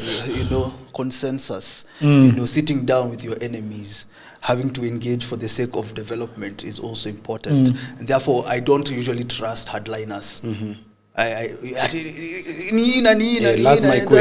It's a very dangerous way of operating. Somebody said Jagger Rudia a number for the tomorrow thing and repeat how they will join. Yeah, you can simply shoot for me a WhatsApp message 0721-168-693. You can also reach Odhiambo. You can also give your number because they will also be giving you a job apart from just giving you a number. Yeah, for me, I do a lot of things. Most importantly, I do public speaking. I do executive coaching. I am in communication consultancy. I major in strategy development, implementation. In these times of politics, I do a lot of political consultancy and handling some profiles already, which is a beautiful thing. And I thank God for it. To get me, Instagram, Odhiambo_PR, LinkedIn, Odhiambo Brian Otieno. And of course, on my phone number 0104-341-733. Yep. Yeah, so thank you very much, people of the internet. I want to thank Mr. Odhiambo for always here with me to talk about politics. He loves it, he enjoys it, and we get to grow this platform together. Jadiel is a very new entrant. I just got his number. I've been really interested in Mr. Jadiel because I've loved the way he asks questions. Yeah. But I told him that the other day I was telling him that you can be a very good commentator, but he was dilly-dallying. But now he's closer out. People are saying that I didn't know that that Jed can be this out. I'm enjoying it. Yeah. So thank you very much. We have Frank on the deck today. We have a Bunga who was cutting the videos and Peter was cutting the videos. We have a Tieno who is doing all the hospitality in the room. The most important person in the room is the audience, the town hall guys, the people that gather around the house, what is it called? The chat and talk to us. I want to say fireplace. And talk to us. So thank you very much. Please, if you're watching and you're not subscribed, please do subscribe. Hit on that notification bell. We are on social media. Please follow us everywhere you get your social media dose. We are also going to be organizing a very big town hall in May, which is going to be at the Hilton. We will give the dates. We will market it properly so that you can come and actually be with us together on that town hall. What am I forgetting? I am forgetting one fact. Please subscribe. Yeah, people don't subscribe. Yeah, you should subscribe. You should subscribe. The good thing with subscribing people of the internet is that it gives us probably the numbers will grow. And somebody is saying, okay, Jagero, you want us to come here. We look at your numbers. We like it. We want to be part of that platform. So it gives us legitimacy. And even the idea that our lives will go further out because people are liking, people are subscribing, and people are commenting. So please, even when we are on live, please like the live. So that YouTube can be told, the algorithms of YouTube will know that actually something is good here. Let's spread it more to the other people that want to listen. If you want to contribute to our to this podcast, our till number is on the screen. I hope that you can drop us something. Tukatie mazewa. I want to leave with a call of wisdom. Proverbs chapter 1, verse 20 to 33. Wisdom. Wisdom cries aloud in the street, in the markets. She raises her voice. At the head of the noisy street, she cries out. At the entrance of the city gates, she speaks. How long, O simple ones, will you love being simple? How long will you scoffers delight in their scoffing and fools hate knowledge? If you turn at my reproof, behold, I will pour out my spirit to you. I'll make my words known to you. Thank you very much, people of the internet. Until another episode, bye for now.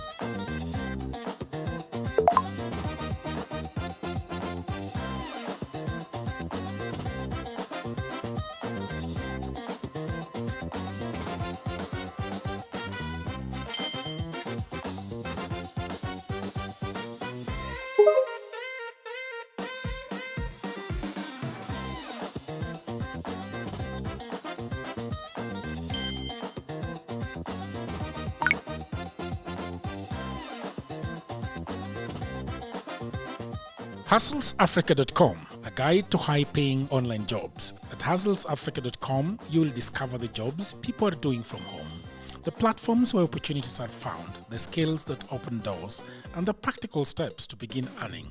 Go to HustlesAfrica.com today.